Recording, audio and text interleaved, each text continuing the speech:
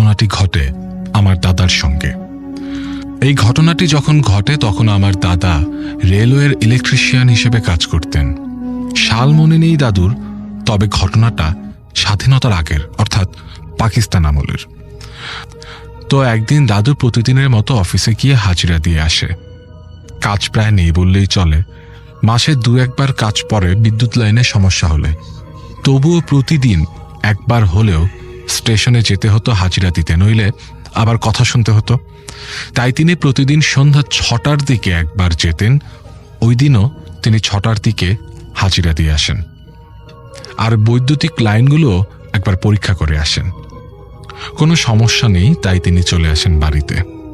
বাড়িতে এসে খাওয়া দাওয়া শেষ করে 9টার দিকে শুতে যান। তখন আবার নাকি ঘড়ির এতটা ব্যবহার ছিল না।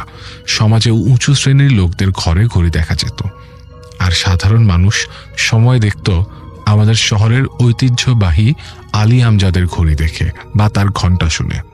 যেমন 9টা বাজলে ওই ঘড়ি 9টা ঘণ্টা দিত, ওই রকমভাবে সাধারণ মানুষ সময় মাপত।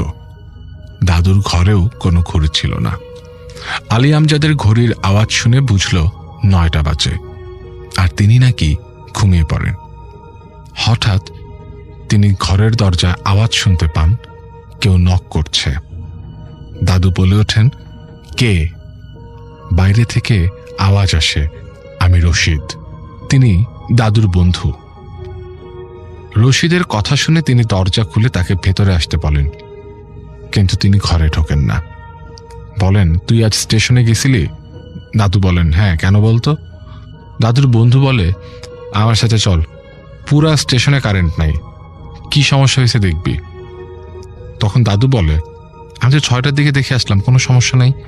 দাদুর বন্ধু বলেন, কথা না বাড়িয়ে চল, তাড়াতাড়ি, অনেক রাত হয়েছে। তো দাদু আর কোনো কথা না বলে শার্টটা নিয়ে বেরিয়ে পড়েন। ওনার মা বলেন, কোথায় যাস এত রাতে?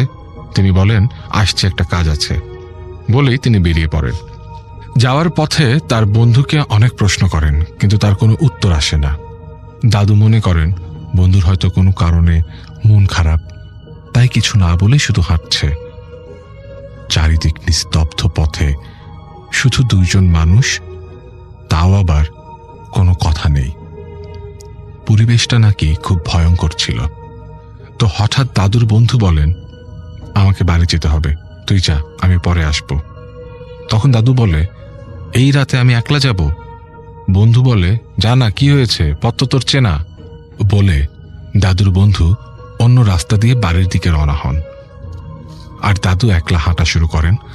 তখন রাস্তাঘাট নাকি এতটা ভালো ছিল না, পাকা রাস্তা প্রায় নেই বললেই চলে, শুধু শহরের প্রধান রাস্তাগুলো পাকা। তো দাদু যেই পথ দিয়ে যাচ্ছিলেন সেটা ছিল মেঠো পথ। হাঁটতে হাঁটতে একটু দূরে হঠাৎ চোখ পড়ে একটা বড় বাড়ির দিকে, যাতে একটা বড় সাইনবোর্ডে লেখা শ্রী হট রেলওয়ে স্টেশন। তিনি তো অবাক, মনে মনে বললেন, এই স্টেশন কোত্থেকে এলো? তিনি প্রতিদিনই রাস্তা দিয়ে যেতেন, কিন্তু কোনো স্টেশন এখানে তিনি দেখেননি, বরং ওই জায়গায় ছিল একটা স্কুল। হঠাৎ একটা অস্বাভাবিক জিনিস দেখে তিনি একটু ভয় পেলেও তিনি যেহেতু রেলওয়ের ইলেকট্রিশিয়ান ছিলেন, তাই তিনি ভাবলেন একটু ভেতরে গিয়ে দেখে আসি।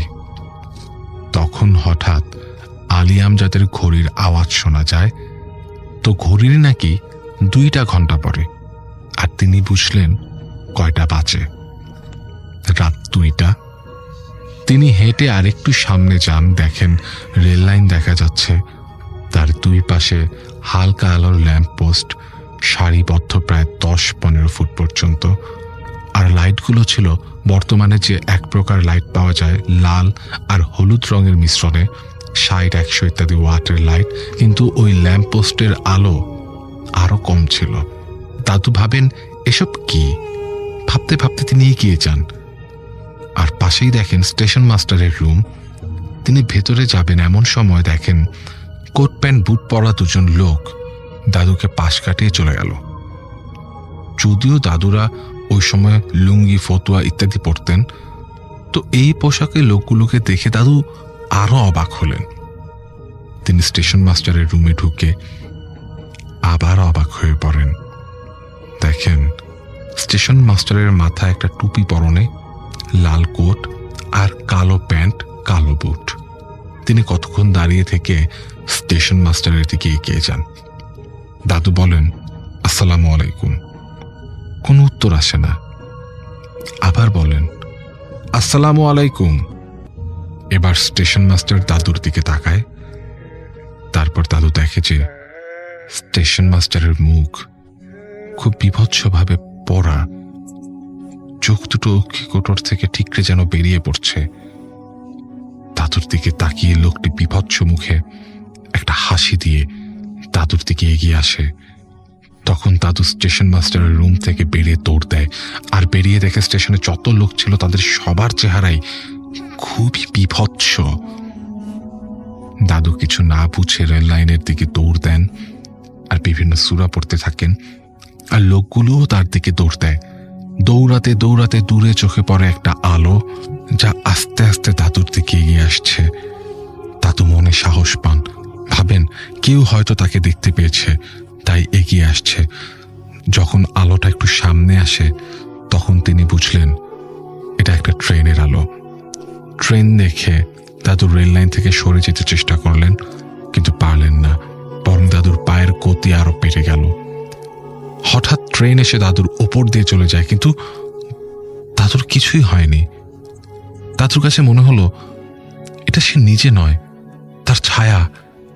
আবার পেছনে তাকিয়ে দেখে লোকগুলো এখনো পিছু ছাড়েনি। তিনি দৌড়াতেই থাকেন, দৌড়াতেই থাকেন। এমন সময় তার কানে আসে ফজরের আজানের ধ্বনি, আর আস্তে আস্তে সব পরিবর্তন হতে থাকে। স্টেশন নেই, ট্রেন নেই, পেছনের লোকগুলোও নেই। দাদু তবুও কিছু না ভেবে দৌড়াতেই থাকেন, আর হঠাৎ পড়ে যান। তারপর আর তার কিছুই মনে নেই। পরদিন সকালে দাদু দেখেন তার ঘরে শুয়ে আছেন, আর দাদুর মা কান্নাকাটি করছেন। পাশে বসে আছে পাড়ার মসজিদের ইমাম, যে নামাজ পড়ে ফেরার সময় দাদুকে রাস্তার পাশে পড়ে থাকতে দেখে। জ্ঞান ফেরার পর সব কথা তিনি খুলে বলেন ইমাম সাহেবকে, আর জানতে চান কেন এমন হলো। ইমাম সাহেব এর কোনো উত্তর দিতে পারেননি, তবে একটা তাবিজ তিনি দাদুকে দিয়ে সব সময়টা গায়ে রাখতে বলেন। তারপর দাদু আরো মানুষের সাথে শেয়ার করেন, কিন্তু কেউ কোনো উত্তর দিতে পারেনি। গত 7 বছর হয়েছে দাদু মারা গেছেন, কিন্তু সেদিন কি হয়েছিল সেটার উত্তর এখনো আমার অজানা।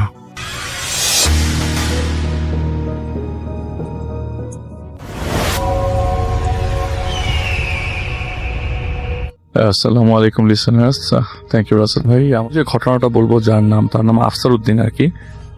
তিনি এই ঘটনাটি বলেছেন যে ওনার ঘটনাটা ঘটে 1994 সালে। আচ্ছা, তো উনি ঢাকায় তখন পড়াশোনা করতেন, এবং যখনই ছুটি পেতেন রাসেল ভাই তখনই তার বাবা মার কাছে চলে যেতেন। তো রাজশাহীর ঘটনা বলছি রাসেল ভাই, আপনার ফেসটা দিতে যাচ্ছি। রাজশাহীর না, অবশ্যই বাগমারা উপজেলার ঘটনা। আচ্ছা, তো উনি যখনই রাসেল ভাই ওই জায়গায় যেতেন, তো দেখা যেত যে বৃহস্পতিবারই ম্যাক্সিমাম দিন পরে।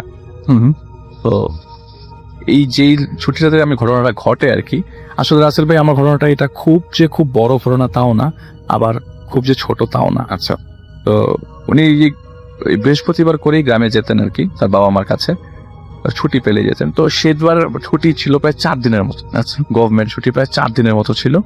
তো উনি এরকম বৃহস্পতিবার রাত সন্ধ্যার দিকে তার বাসের অন্য টিকিট পাচ্ছিল না, কারণ বৃহস্পতিবার একটু রাশ ছিল, তো এত বাস ছিল না যখন এখন যেরকম বাস, তো তখন তো বাস খুব অল্প, ঢাকা শহরের বাইরে যেতে হতো। তো বাসের টিকিট অনেক কষ্টে পায়, এবং যথারীতি বেলায় তার মানে বিকাল 5টার দিকে রওনা দিয়ে দেয়। বৃহস্পতিবার বিকাল 5টার দিকে রওনা দিয়ে দেয়। তো তার টার্গেট ছিল যে সব রাত 12টার মধ্যে পৌঁছে যাবে, কিন্তু রাসেল ভাই জ্যাম থাকার কারণে তার বাস পৌঁছেছে রাত 3টার দিকে।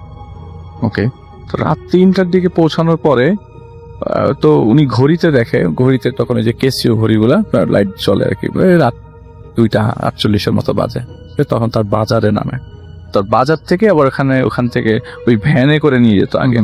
তো ভ্যান ট্যান কিছুই নেই রাত 3টার দিকে। এখন তার বাড়ি ওখান থেকে প্রায় 4 থেকে 5 কিলোমিটার দূরে। এত দূরে হাঁটা দিবে কি দিবে নাকি, এখানে ওয়েট করবে সকাল পর্যন্ত, আর 2-3 ঘন্টা ওয়েট করে তো সকাল।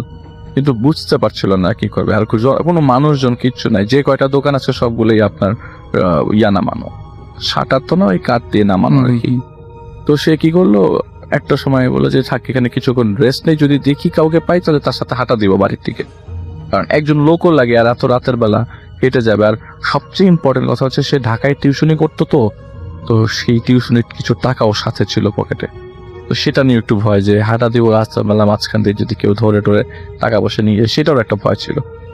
তো সে একটা একটা শেডের নিচে দাঁড়িয়েছিল আর কি। তো বৃষ্টি নামবে ভাব, আকাশে বিদ্যুৎ চমকায়, ওই চমকালেই যতটুকু রাস্তা দেখা যায় আর কি। এমন সময় একটা লোক তার পাশে এসে দাঁড়ালো।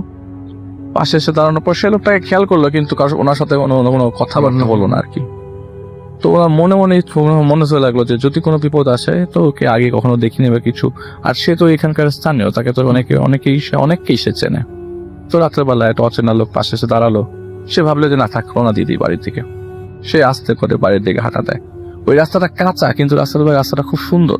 বলে যে আমার এই বাড়ির রাস্তাটা কাঁচা, 4 থেকে 5 কিলোমিটার কাঁচা রাস্তা, কিন্তু খুব সুন্দর, হেঁটে যেতে ওরকম ঝামেলায় পড়তে হয় না আর কি। তো সে হাঁটা ধরে, ভয়ে হাঁটা ধরে দিই, খুব স্পিডে হাঁটছে। তো সে আবার আপেল আর কমলা কিনেছিল, সেটা আবার তার জোরে হাঁটা, সে এত জোরেই হাঁটছে যে আপেল আর কমলাটা এক পর্যায়ে তার রাস্তা পড়ে যায়। তো সে আর খেয়াল করে নাই, সে দেখছে যে পিছনে তাকানোর পর ওই লোকটা তার সাথে আস্তে আস্তে হেঁটে আসছে। তো তার হাঁটার স্পিড আর ওই লোকটার হাঁটার স্পিড আকাশ পাতাল পার্থক্য। ওটা আস্তে আস্তে হাঁটছে, কিন্তু ডিস্টেন্স খুবই কম। বলে আমি যখনই পিছনে দেখি তখনই আমার লোকটাকে আমার পেছনে, কিন্তু ডিস্টেন্সটা কম পাচ্ছি। কিন্তু আমি যে জোরে হাঁটছি তাকে মোটামুটি আমার সাথে দৌড়ানো লাগতো, যদি সে প্রপারলি আমার সাথে হাঁটতে হতো, কারণ সে অনেক জোরে হাঁটে। সে বলে যে আমি অনেক জোরে হাঁটি, আমি এত জোরে হাঁটছি তার রীতিমতো আমার সাথে দৌড়ানো লাগতো। কিন্তু লোকটা এত আস্তে আস্তে হাঁটছে, তার সাথে আমার ডিস্টেন্স খুবই কম পাচ্ছে। আমি দেখি যে না, সে পেছনেই আমার, কিন্তু তার হাঁটার স্পিড খুবই অল্প। এখানে আমাকে ধরার কথা না, কিন্তু সে আমাকে ধরে ফেলছে, বারবার আমার পিছনে দেখতে পাচ্ছি। একটা পর্যায়ে সে হাঁপিয়ে যায়, এবং হাঁপানোর পরে পিছনে তাকিয়ে দেখে যে সেই লোকটা নাই। আচ্ছা, ওই লোকটা কোথায় চলে গেল? আর এই মাঝখান দিয়ে চারিপাশে ধান ক্ষেত, এই মাঝখান দিয়ে যাওয়ার কোনো জায়গা নাই। ধান ক্ষেত গুলো এরকম যে আপনি হেঁটে চলে যেতে ইচ্ছা করবে না এত রাতের বেলা, সাপ টাপ থাকতে পারে, সুস্থ মানুষজন ওই রাস্তা দিয়ে রাত্রেবেলা ওইখানে নেমে যাবে না। এই লোকটা তাহলে কোথায় গেল? সে একটা পর্যায়ে লক্ষ্য করলো যে আমি সেটু রেস্ট নিচ্ছিল আর কি, যে এত রাতের বেলা আর এতটুকু জার্নি করে আসছে, বাসের মধ্যে ঘুমটাও প্রপারলি হয় নাই। তো সে খুব টায়ার্ড হয়ে বসে পড়ে রাস্তার মাঝখানে। হঠাৎ করে তার পাশে একটা লোককে তিনি লক্ষ্য করতে পারেন যে একটা লোক হেঁটে তার পাশে এসে বসলো। সেই লোকটাই, যে লোকটা তার সাথে যে জায়গায় সে নেমেছিল সেখানেই। তো না পেরে সে লোকটাকে বলে যে ভাই আপনি কি আমাকে কিছু বলবেন? তখন লোকটা বলল যে, তো প্রথমে চুপ ছিল, পরবর্তী সময় বলে যে না কিছু বলবো না, যদি আপনি আমার সাথে সামনে যান তাহলে আমি আপনাকে একটা জিনিস দিব। তো এই ভাই বলল যে না ভাই, আমার কোনো কিছু লাগবে না, আপনার কিছু দিতে হবে না, আমি বাড়ির দিকে হাঁটা দিই, কারণ অনেক রাত হয়ে গেছে। তো বলে আপনি যদি চান তাহলে আমি আপনার সাথে হেঁটে জিনিসটা এগিয়ে আপনাকে জিনিসটা দিতে পারি, আপনি যদি চান। বলে না আমি কিছু চাই না, আমি নিয়ে যাব, আমি চলে যাবো বাড়ির দিকে। বলে না আপনি একটু নিয়ে যান দয়া করে, আমি আপনাকে একটু রিকোয়েস্ট করছি, জিনিসটা আসলে না নিলে বিপদ হয়ে যাবে আমার। আপনার কি বিপদ হবে? আপনার জিনিস আপনি নেন। তো সে খুব কাকতি মিনতি করে যে আপনি একটু সামনে এগিয়ে গেলে আমি আপনাকে জিনিসটা দিয়ে দিতে পারবো, জিনিসটা আপনাকে নিতে হবে। তো লোকটা একটা পর্যায়ে বিরক্তি নেমে আসে রাসেল ভাই, তখন ভয়ের বদলে বিরক্ত কাজ করছে। তো ধর্মী আপনি জানতো আমি বাড়ির দিকে হাঁটা দিই। তো হাঁটতে হাঁটতে একটু পর্যায়ে সামনে সেই লোকটা আবারও তার পিছনে চলে আসে এবং তার সাথে সমান তালে হাঁটতে থাকে। বলে যে ভাই আপনাকে আমি রিকোয়েস্ট করলাম জিনিসটা নেওয়ার জন্য, সামনেই আছে, আপনাকে কষ্ট করতে হবে, খালি একটু নিচে নামতে হবে বিলের দিকে। তো সামনে একটা বিল ছিল তখন, এখন এটা ভরাট হয়ে গেছে। সে বিলের দিকে তিনি সে নামে নাই, সে ওই রাস্তার মধ্যে দাঁড়িয়ে। তো ওই লোকটা নিচে বলে আপনি একটু এদিকে আসেন, আপনাকে জিনিসটা নিতেই হবে, কারণ এখন যে কন্ডিশন তাদের দেরি হয়ে যাবে। বলে কি হয়েছে? বলে যে আপনাকে এই লাশটা নিয়ে যেতে হবে। তো সে নিচে নেমে দেখে যে আসলেই একটা লাশ পড়ে আছে। বলে যে আমি একা কিভাবে নেব, আপনি কেন নিবেন না? লোকটাকে জিজ্ঞেস করে যে আপনি কেন নিবেন না?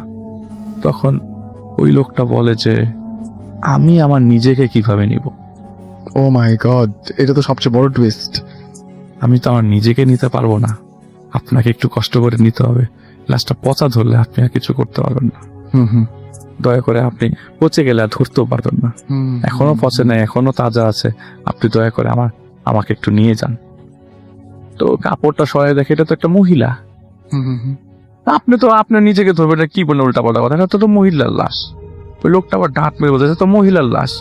বলে যে আমি যদি মহিলায় দৌড়ে আসতাম তাহলে আপনি তাড়াতাড়ি আসতেন, আমি এই জন্য আপনার সাথে সাথে আসছি, আমি আপনার কন্ডিশনটা দেখে আসছি। এখন দয়া করে আপনি আমার এই লাশটাকে দাফন করার ব্যবস্থা করেন, এটাই আমি। আচ্ছা।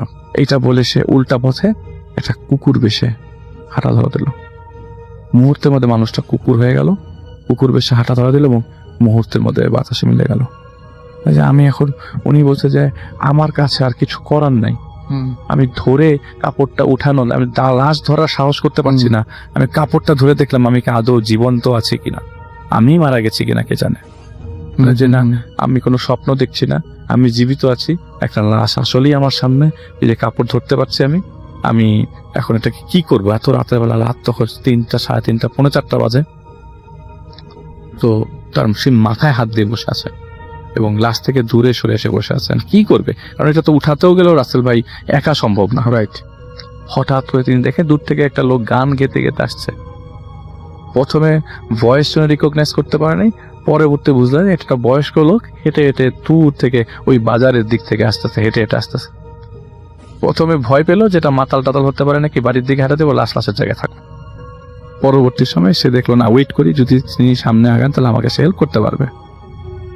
তো পরবর্তী সময়ে আরেকটু বলে রাখি, পাশে একটা উপজেলা হেলথ স্বাস্থ্য কমপ্লেক্স ছিল, ওখানে বিভিন্ন রুগী টুগী দেখা হতো আর কি। মানে অনেক মানুষজন অসুস্থ হলেও হাসপাতালে যেতেন। তো ওই লোকটা আসতেছিল, আসার পরে একটা পর্যায়ে যখন সামনাসামনি চলে আসলো, উনি আসতেছে অনেক দূর থেকে, মানে এত ক্লিন স্পষ্ট শোনা গেছে যে দূর থেকে এটা লোক আসতেছে। তখন আসছে, সামনে আসার পর উনি বললো যে ভাই আমাকে একটা হেল্প করেন, এক লোক আমার এই লাশটা ধরাই দিয়ে গেছে, আমাকে এটা তো দাফনও করা দরকার, মানবিক দিক থেকে লক্ষ্য করলে তো আসলেই দাফন করা দরকার, আপনি একটু দয়া করে ব্যবস্থা করেন। ওনার সাথে যে একটা লোক আসছে এটা উনি ওনাকে বলেন, উনি যদি এবার ভয় পেয়ে যায় তাহলে ওনাকে সাপোর্ট করবে না। বলে লাশ কই পেলেন? ওই লোক এসে বলে এই যে লাশটা। বলে যে এখানে তো কোনো লাশ নেই, আপনি বাড়িতে চলেন তো, আপনার মাথাটা ঠিক নাই, মানে বাড়ির দিকে হাঁটেন। কোথার থেকে আসছেন? ঢাকা থেকে আসছে। নিশ্চয়ই অনেকক্ষণ জার্নি করে আসছেন, বাড়ির দিকে হাঁটা দেন, আপনার মাথা ঠিক নাই, এখন হয়তো ভুলে কিছু টিরুজ দেখতে পারেন, আপনি রাস্তা হাঁটা দেন। আর এই জায়গাটা ভালো না। কেন ভালো না এই জায়গাটা? বলে এই জায়গা দিয়ে আপনি কি আগে কখনো চলাফেরা করেননি? বলে তা আমার বাড়ি এই জায়গায়। বলে এই জায়গায় আপনি কিভাবে চলাফেরা করেন? সবসময় দিনের বেলায় চলাফেরা হয়েছে এবং ভ্যানের মাধ্যমে চলাফেরা হয়েছে। বলে রাতে কখনো চলেননি না? বলে না, রাতে কখনো আসা হয় না। বলে রাতে এখানে তো প্রায় সময় খারাপ জিনিস ঘটে, আপনি কেন ওই দিক দিয়ে আসতে গেলেন হেঁটে হেঁটে?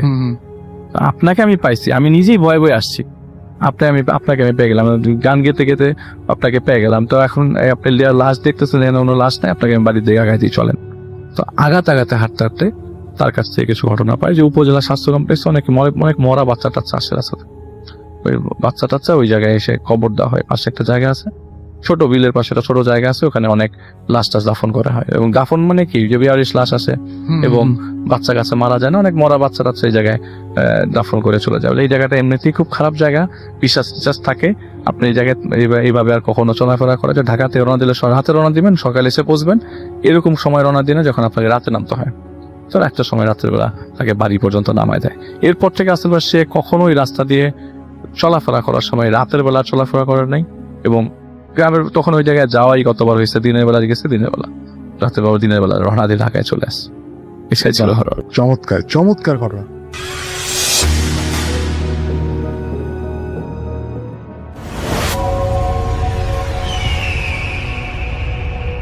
ধন্যবাদ রাসেল ভাই আমাকে ঘটনা বলার সুযোগ দেওয়ার জন্য। আমার নাম হচ্ছে রিপন, আমি এসেছি লালমিয়ার থেকে।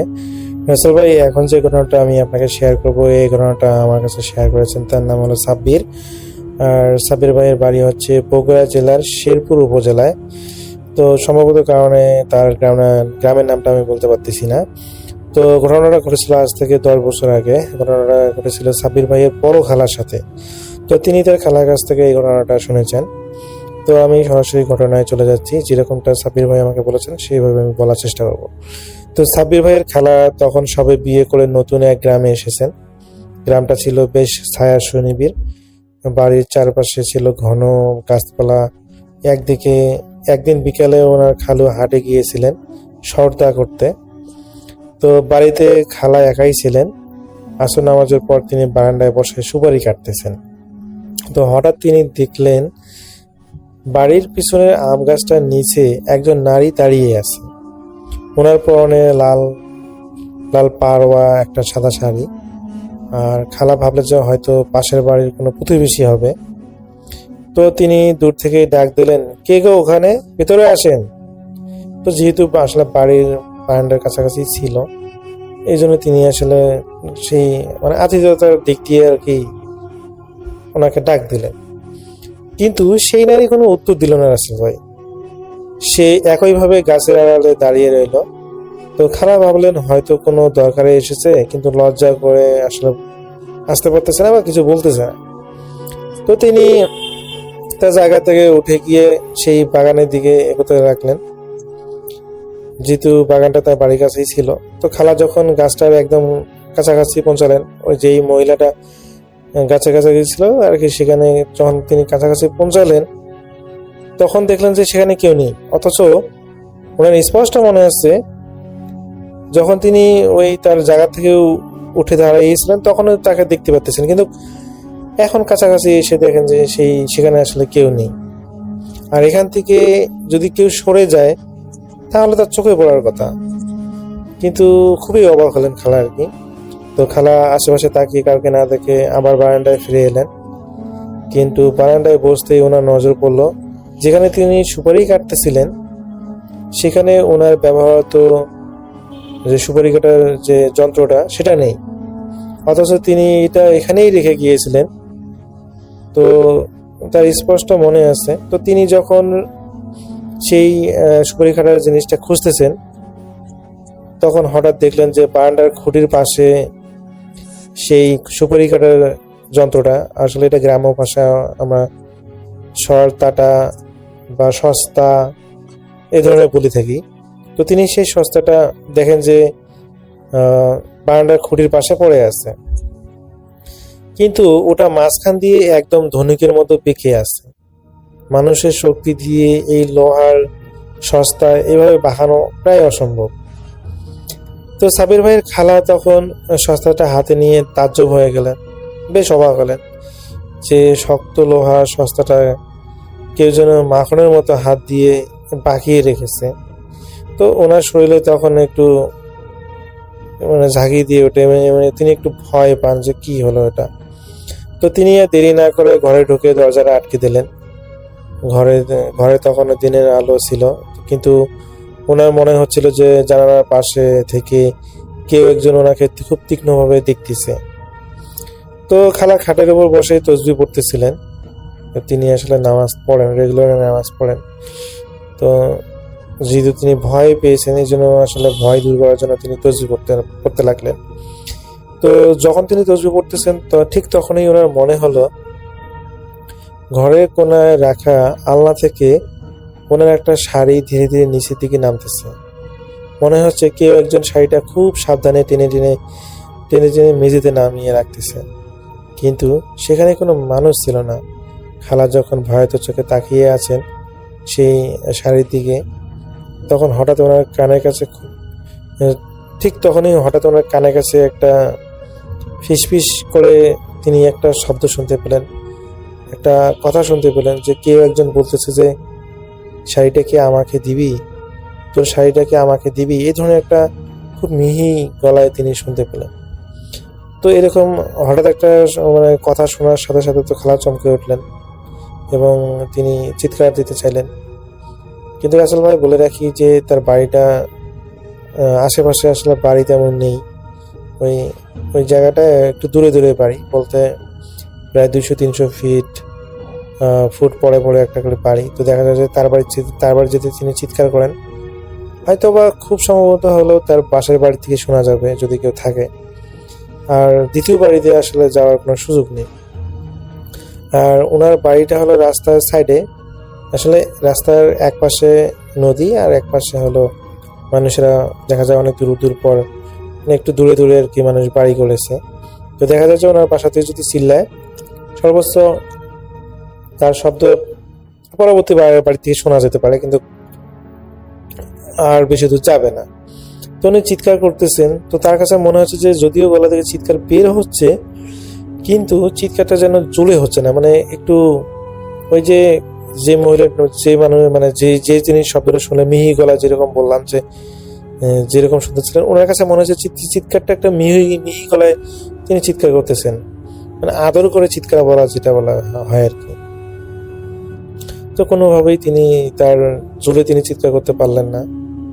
তো তিনি অনুভব করলেন যে পরিবেশটা কিরকম যেন একটা থমথমে হয়ে গেছে, এবং উনি যখন জানালার দিকে তাকালেন, তিনি দেখলেন যে জানালার পর্দাগুলো কিরকম দুলতেছে, মনে হচ্ছে ভূমিকম্প হচ্ছে। তো তিনি খুবই ভয় পেয়ে যান, এবং পরক্ষণে তিনি অনুভব করেন যে দরজার মধ্যে একটা ঠকঠক শব্দ। তো এই ঠকঠক শব্দতে তিনি তো আরো ভয় পেয়ে যান যে কি হচ্ছে তার সাথে।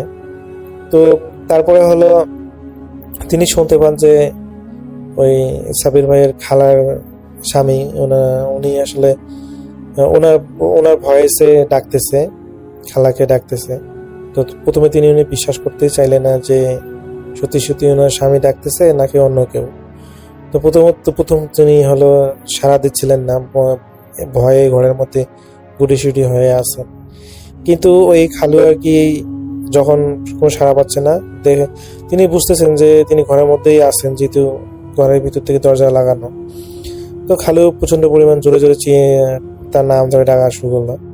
তারপরে খালা বুঝতে পারলেন যে এবার হয়তো তার সত্যি সত্যি তার স্বামী চলে এসেছে। তো খালা ভয়ে ভয়ে কাঁপতে কাঁপতে দরজাটা খুললো এবং দেখলো যে সত্যি সত্যি খালু এসেছে, এবং ওনাকে আর কি জড়িয়ে ধরলেন, ভয়ে জড়িয়ে ধরলেন। এবং খালু যখন বললেন যে কি হয়েছে, তুমি এই অবস্থা কেন, পরে সমস্ত কিছু খালুকে তিনি বললেন যে এরকম ঘটনা ঘটেছে। প্রথমে একটা মেয়েকে দেখলাম, তারপরে হলো এরকম সস্তাটা খুঁজে পাচ্ছিলাম না, এখন এরকম ঘরের ভিতরে এই ধরনের ঘটনাগুলো ঘটেছে। তো খালু প্রথমে তার বউয়ের কথা আসলে চিন্তা করলেন যে হয়তো এমনিতেই ভয় পেয়েছে। তো যখন তিনি সেই সংস্থাটা দেখলেন, সুপারি কাটার সংস্থাটা, তখন ওনার মানে কপালে যেন চিন্তার ভাঁজ পড়ে যায়, এটা কিভাবে সম্ভব? এই লোহার সংস্থাটাকে তো কোনো মানুষ এইভাবে তো মানে পাখা করতে পারে না, এটা প্রায় অসম্ভব। তো সেদিনের মতো করে তাদের আরো কোনো সমস্যা হয়নি। তো পরের দিন খালু, সাবির ভাইয়ের খালু আর কি গ্রামের এক মুরব্বীকে ডেকে আনেন, এবং সেই মুরব্বীকে ডেকে এনে দেখান যে সেই সংস্থাটা দেখান যে এটা কি আসলে কোনোভাবেই সম্ভব। তো সেই মুরব্বী রাসেল ভাই শুধু আসলে একজন সাধারণ মুরব্বী না, উনি আসলে কি বলে, যিনি রুকাইয়া করেন বা হচ্ছে উনি হুজুর না, কিন্তু উনি আর কি এই ঝাড়ফুঁক বা হচ্ছে কবিরাজি বিষয়গুলো পারেন আর কি। কবিরাজও বলা যায় না, উনি দেখা যায় যে শুধুমাত্র গ্রামের কারো কোনো সমস্যা হলে সেগুলো আর কি তিনি সমাধান করেন, দূরে কোথাও যান না। তো সেই মুরব্বী বা সেই লোকটা যখন দেখলেন, তো সংস্থাটা দেখলেন এবং ওনার বাড়ির আশেপাশে একটু ঘুরে ঘুরে দেখলেন।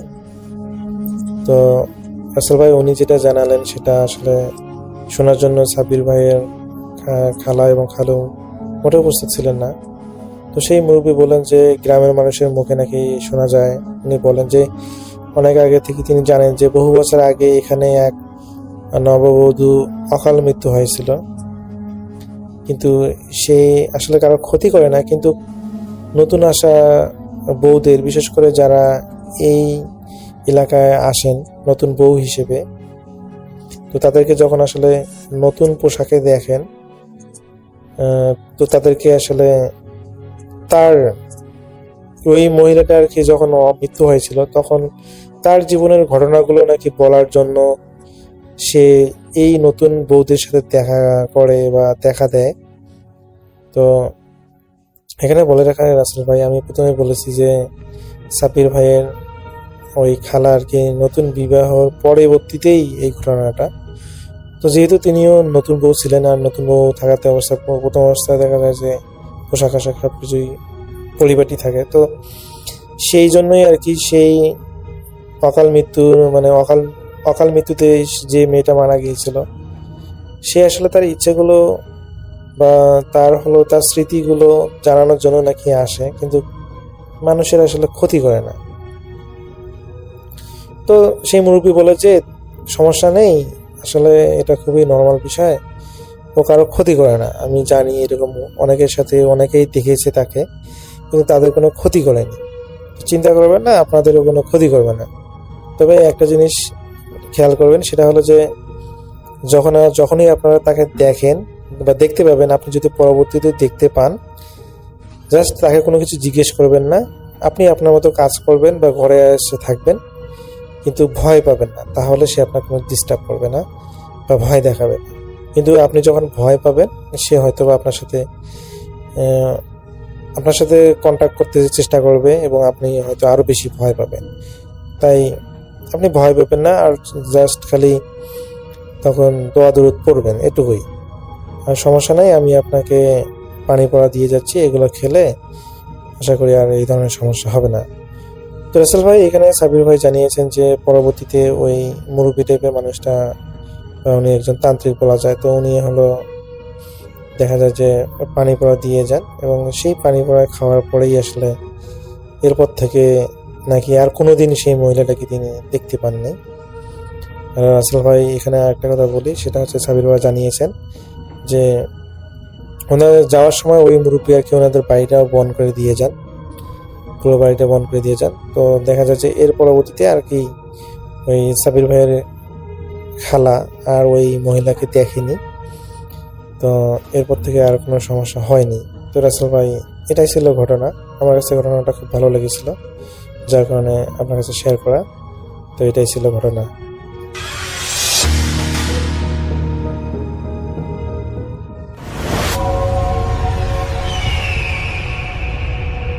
আসসালামু আলাইকুম, আপনাদের সবাইকে সাদর আমন্ত্রণ জানাচ্ছি। আমি আহমেদ বাবু। কেমন আছেন আপনারা? আশা করি সবাই ভালো আছেন। আমি আল্লাহর মধ্যে ভালো আছি, আলহামদুলিল্লাহ। যে এই ঘটনাটি আমার জন্য কালেক্ট করেছেন বরগুনার মনিরুল খন্দকার। মনিরুল তার ফুপু বাড়ির একটি ঘটনা আমার কাছে শেয়ার করেছেন। তিনি রিকোয়েস্ট করেছেন আমি যেন ঘটনাটা আমার মতো করে আপনাদের কাছে শেয়ার করি। তো আমি চলে যাচ্ছি মনিরুলের ঘটনায়।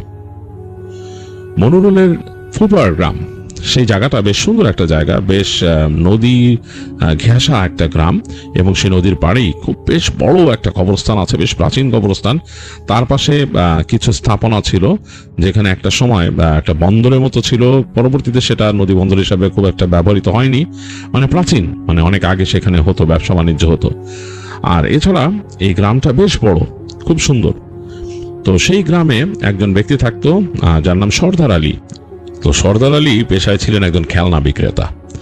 একটা এরকম গ্রামের মাঝে একজন খেলনা বিক্রেতা, ব্যাপারটা পেশাটা একটু অড, কিন্তু ব্যাপারটা কিন্তু অন্যরকম। মানে সর্দার আলী খুব সুন্দর মনের একজন মানুষ ছিলেন। তিনি সবসময় সুন্দর সুন্দর জিনিস নিয়ে চিন্তা করতেন, কল্পনা করতেন। তো একদিন তিনি গিয়েছিলেন আসলে তাদের গ্রামের পাশে, সেই জায়গাটা মানে সেই গ্রামটা একটু ডেভেলপড, মানে কিছু সেখানে কিছু আটার কল ইত্যাদি ইত্যাদি অনেক কিছু আছে। সেখানে গিয়েছিলেন, সেখানে গিয়ে তিনি দেখলেন যখন একটা কাচের ফ্যাক্টরি আছে, মানে কাচের চুড়ি, কাচের জিনিসপত্র এগুলো তৈরি হয় সেখানে, কাচের ফুল এগুলো বানায়। তো তিনি সেখানে গিয়ে, মানে তখন তার বয়স কম, তিনি মন্ত্রমুগ্ধের মতো তাকিয়েছিলেন কৈশোরে। তো তখন তার মাথায় আসে, আরে এ তো এরকম খেলনা বানানো যায়। তো তিনি সেখানে কথা বলেন যে আমাকে এরকম খেলনা বানাইতে পারবেন নাকি। তো অনেক কথা বলার পরে সেই লোক লাস্টে বললো যে হ্যাঁ, তাকে কিছু খেলনা বানিয়ে দিতে পারবে, এবং তিনি যেরকম চিন্তা ভাবনা করেন সেরকম। তো তিনি তার মতো কিছু ফিগার চিন্তা করেন, এবং সে খেলনা আনার সাথে সে কাজ ফ্যাক্টরির লোকের সাথে এক্সপেরিমেন্ট করেন। এর মাঝে হয়ে যায় বেশ কিছু সুন্দর সুন্দর খেলনা তাকে তৈরি করে দেয়। তো সর্দার আলী তখন বলে যে আমি আরো চাই এরকম, মানে আরো বানাতে পারবেন নাকি। লোকটা বলে হ্যাঁ। তো ওই লোক বিভিন্ন রকমের রং দিয়ে সর্দার আলীকে এরকম খেলনা তৈরি করে দেন কাচের, আর তিনি সাথে মার্বেল তৈরি করান, রং বেরঙের মার্বেল, নীল রঙের, হলুদ রঙের, হলুদ, লাল, নীল, বিভিন্ন রঙের, এবং সেগুলোকে তিনি একসাথে করেন। তো যাই হোক, এই খেলনার সাথে তিনি অ্যাড করেন মাটির খেলনা। ওখানকার যারা ওই মাটি দিয়ে কাজ করে কুমাররা, তাদের সাথে কথা বলে বিভিন্ন রকমের পুতুল, বিভিন্ন রকমের জিনিসপত্র, বাচ্চাদের খেলার জিনিস, এগুলো তৈরি করেন, এবং সেগুলোকে তিনি রং করতেন তুলি দিয়ে। আর একই সাথে তিনি কাঠমিস্ত্রির কাছে যেও ছোট ছোট খেলনা তৈরি করান, ছোট টেবিল, আলমারি ইত্যাদি ইত্যাদি। তো মোটামুটি তার ওই কৈশোর থেকে তিনি একটু বেরিয়ে আসছেন যখন, তখনই বাড়িতে বলেন যে আমি খেলনার ব্যবসা করব, এবং তিনি কিন্তু এগুলো তার জমানো টাকা দিয়ে এগুলো করছিলেন। এবং প্রথমবার যখন তিনি টোটাল খেলনাগুলো নিয়ে তাদের ওখানে একটা হাট বসতো, মানে এই বিভিন্ন গ্রামের একত্র করা একটা হাট বিশেষ দিনে, তো সেই হাটে তিনি গিয়েছিলেন সব খেলনা নিয়ে, এবং তিনি একেবারে মানে বিক্রি করে ফেলেন, কঠিনভাবে বিক্রি করেন, এবং কিছু খেলনা বেঁচে ছিল সেটা তিনি আসার পথে বিক্রি করে ফেলেন লঞ্চে। তো এবং মোটামুটি বেশ লাভ করেন সর্দার আলী। তো এরপর থেকে শুরু হয়ে যায় তার এই খেলনার ব্যবসা, এবং তিনি বেশ ভালোই আয় করতেন। তিনি ওই বিশেষ দিনে হাটে চলে যেতেন, এবং তিনি আবার ওই যে আসার সময় লঞ্চেও যাওয়া আসার সময় কিছু বিক্রি করতেন। এতে করে তার খেলনা বিক্রি হতো, ভালোই তার আয় রোজগার হতো। তো সেখান থেকে তার সাথে যে বন্ধু ছিল, বন্ধুদের কিন্তু জিনিসটা খুব বেশি ভালো লাগে নাই, কারণ তার বন্ধুরা সেরকম সাকসেসফুল কেউ হতে পারে নাই। তার সাথে দুইটা বন্ধু ছিল, একজন সেখানে দেখা যায় গুদাম, সেই গুদামের ইসে কাজ করতো সে, মানে আড়তের আর কি, আড়ত বা গুদাম যেখানে মালপত্র রাখা হয় সেখানকার রেজিস্ট্রিতে কাজ করতেন, ওই যে হিসাব কিতাব রাখতেন আর কি। আরেক বন্ধু ছিল, তার বাবা মা মোটামুটি টাকা পয়সাওয়ালা ছিল, বেশ ব্যবসায়ী ইত্যাদি ইত্যাদি, কিন্তু তাকে কোনো কাজে লাগাতে পারেনি। তার নাম ছিল ল্যাংচা। তো ওই ল্যাংচা ঘোরাফেরা করতো সবসময়, আসতো, ঠিক জিজ্ঞেস করতো, এবং সর্দার আলী সবসময় ব্যস্ত থাকতো তার বিভিন্ন খেলনার ডিজাইন করা নিয়ে, রং করা নিয়ে।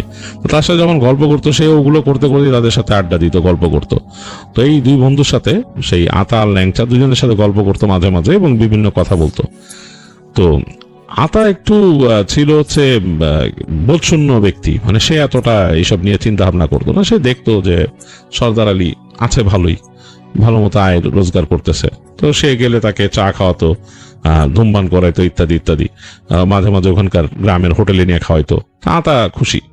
ল্যাংচাকেও কিন্তু সর্দার আলী এভাবে বিভিন্ন রকম মানে বন্ধু হিসেবে যে ট্রিট দিত সেগুলো ঘুরাইতেই করতো।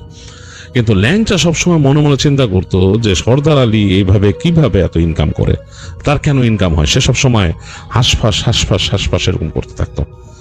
এর মধ্যে যেটা হয়, সর্দার আলীর এই আয় উন্নতি দেখে সর্দার আলীর বাবা মা সর্দার আলীকে বিয়ে দেওয়ার সিদ্ধান্ত নেয়, এবং তার মোটামুটি একটা ভালোই গ্রামের যতটুকু সম্ভব মোটামুটি একটা ব্যবস্থা করে তার বাবা মা তাকে বিয়ে দিয়ে দেয়। এবং বিয়ের পর সর্দার আলী কিন্তু তার ব্যবসাও চালিয়ে যাচ্ছে, আর সংসার হচ্ছে, এবং তার সংসারে মোটামুটি খুব ভালো সুন্দর সময় কাটছে, স্ত্রীর সাথে সময় কাটে, সবকিছুই ভালোই কাটে, এবং তার স্ত্রীও খুব তার জন্য মানে খুব তাকে খুব পছন্দ করে, মানে তার জন্য পাগল, তার কথা চিন্তা করে সব সময়। তার কাজে ক্রিয়েটিভিটিতেও তার স্ত্রী মাথা খাটান, এবং তাকে সুন্দর সুন্দর বুদ্ধি দেন। তো এটা দেখে ল্যাংচাও বিয়ে শাদী করতে চায়। তো ল্যাংচার বাপ মাও তাকে বিয়ে দেয়, সে অনেক জোরাজোরি করার পর ল্যাংচাকেও বিয়ে দেওয়া হয়। তো ল্যাংচা ঘুরে এসে ল্যাংচার সংসারে হচ্ছে অশান্তি। ল্যাংচার সংসারে অশান্তি লাগার কারণ হচ্ছে ল্যাংচা তো আসলে সে কিছু করতো না, চাইতো না, এবং বিভিন্ন রকমের সমস্যা তার লেগেই থাকতো তার সংসারে, এবং তার সাথে তার স্ত্রী বনিবনাও খুব ভালো হয় নাই। তো এইগুলো দেখে ল্যাংচা মন খারাপ করে আসতো, এবং সর্দার আলী তাকে ভালো ভালো কথা বলতো যে এই কর ওই কর এইভাবে কর, তাকে বিভিন্ন রকমের ব্যবসার কথা বলতো, কিন্তু ল্যাংচা এগুলো খুব একটা মনোযোগ দিত না।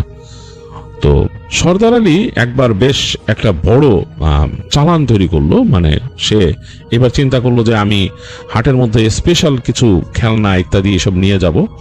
তো এইগুলো চিন্তা করে সে খুব মানে খাটলো আর কি, খাটলো, এবং তার বউ তার সাথে কাজে হাট বাটালো, এবং দুজন মিলে কাজ করে বেশ বড় একটা মানে সে জিনিসপত্র নিয়ে সে রওনা দিল, এবং হাটে গিয়ে ভালো ব্যবসা করলো, তার সবকিছু বিক্রি হলো। এখানে সে একটু বড় বড় জিনিসপত্র বানাইছিল, এবার টুল ইত্যাদি কিছু শোপিস টাইপের, তো বেশ বিক্রি হয়েছে। বিক্রি টিক্রি হয়ে সর্দার আলী বেশ ভালো অবস্থা নিয়ে আসছে, সে ফেরত আসছে, এবং খুব খুশি, তার বাসায় তার স্ত্রীও খুশি। এর মাঝে সে ল্যাংচা যখন আসছে, তো ল্যাংচা জিজ্ঞেস করতেছে যে কি আলী তোর কি অবস্থা? ভালো। তোরে দেখে খুব খুশি মনে হয়। হ্যাঁ খুশি তো, আজ ব্যবসা হয়েছে অনেক ভালো হয়েছে হ্যান ত্যান। মানে সাথে সাথে এটা শোনার পরে ল্যাংচার মুখটা কালো হয়ে যায় যে সর্দার আলী ভালো ব্যবসা করছে। তো সর্দার আলী বলে যে তুই কিছু খাওয়াইলি না? কয় যে হ্যাঁ খাওয়ামো তো, চল। সর্দার তাকে নিয়ে যায় বেশ ভালো মতো ওই যে বাজারে যা যা খাবার আছে আর কি, গ্রামে যা যা পাওয়া যায়, মিষ্টি দই ইত্যাদি ইত্যাদি অনেক কিছু খাওয়ায়। তার বন্ধু আতাকেও নিয়ে আসে, এসে তারা খায়, খাওয়া দাওয়া করে। তো ল্যাংচার জানি কেন আর সহ্য হচ্ছে না। সর্দার আলী তাকে বলে যে আর এইবার এই হাটে যে ব্যবসা করছি না, এতটি টাকা কামাইছি। সে টাকার অ্যামাউন্টটা বলে যে এতটি টাকা কামাইছি। তো ল্যাংচা মানে এটা সহ্যই করতে পারতেছে না, তার বারবার মনে হচ্ছে যে সর্দার আলী কেন এরকম।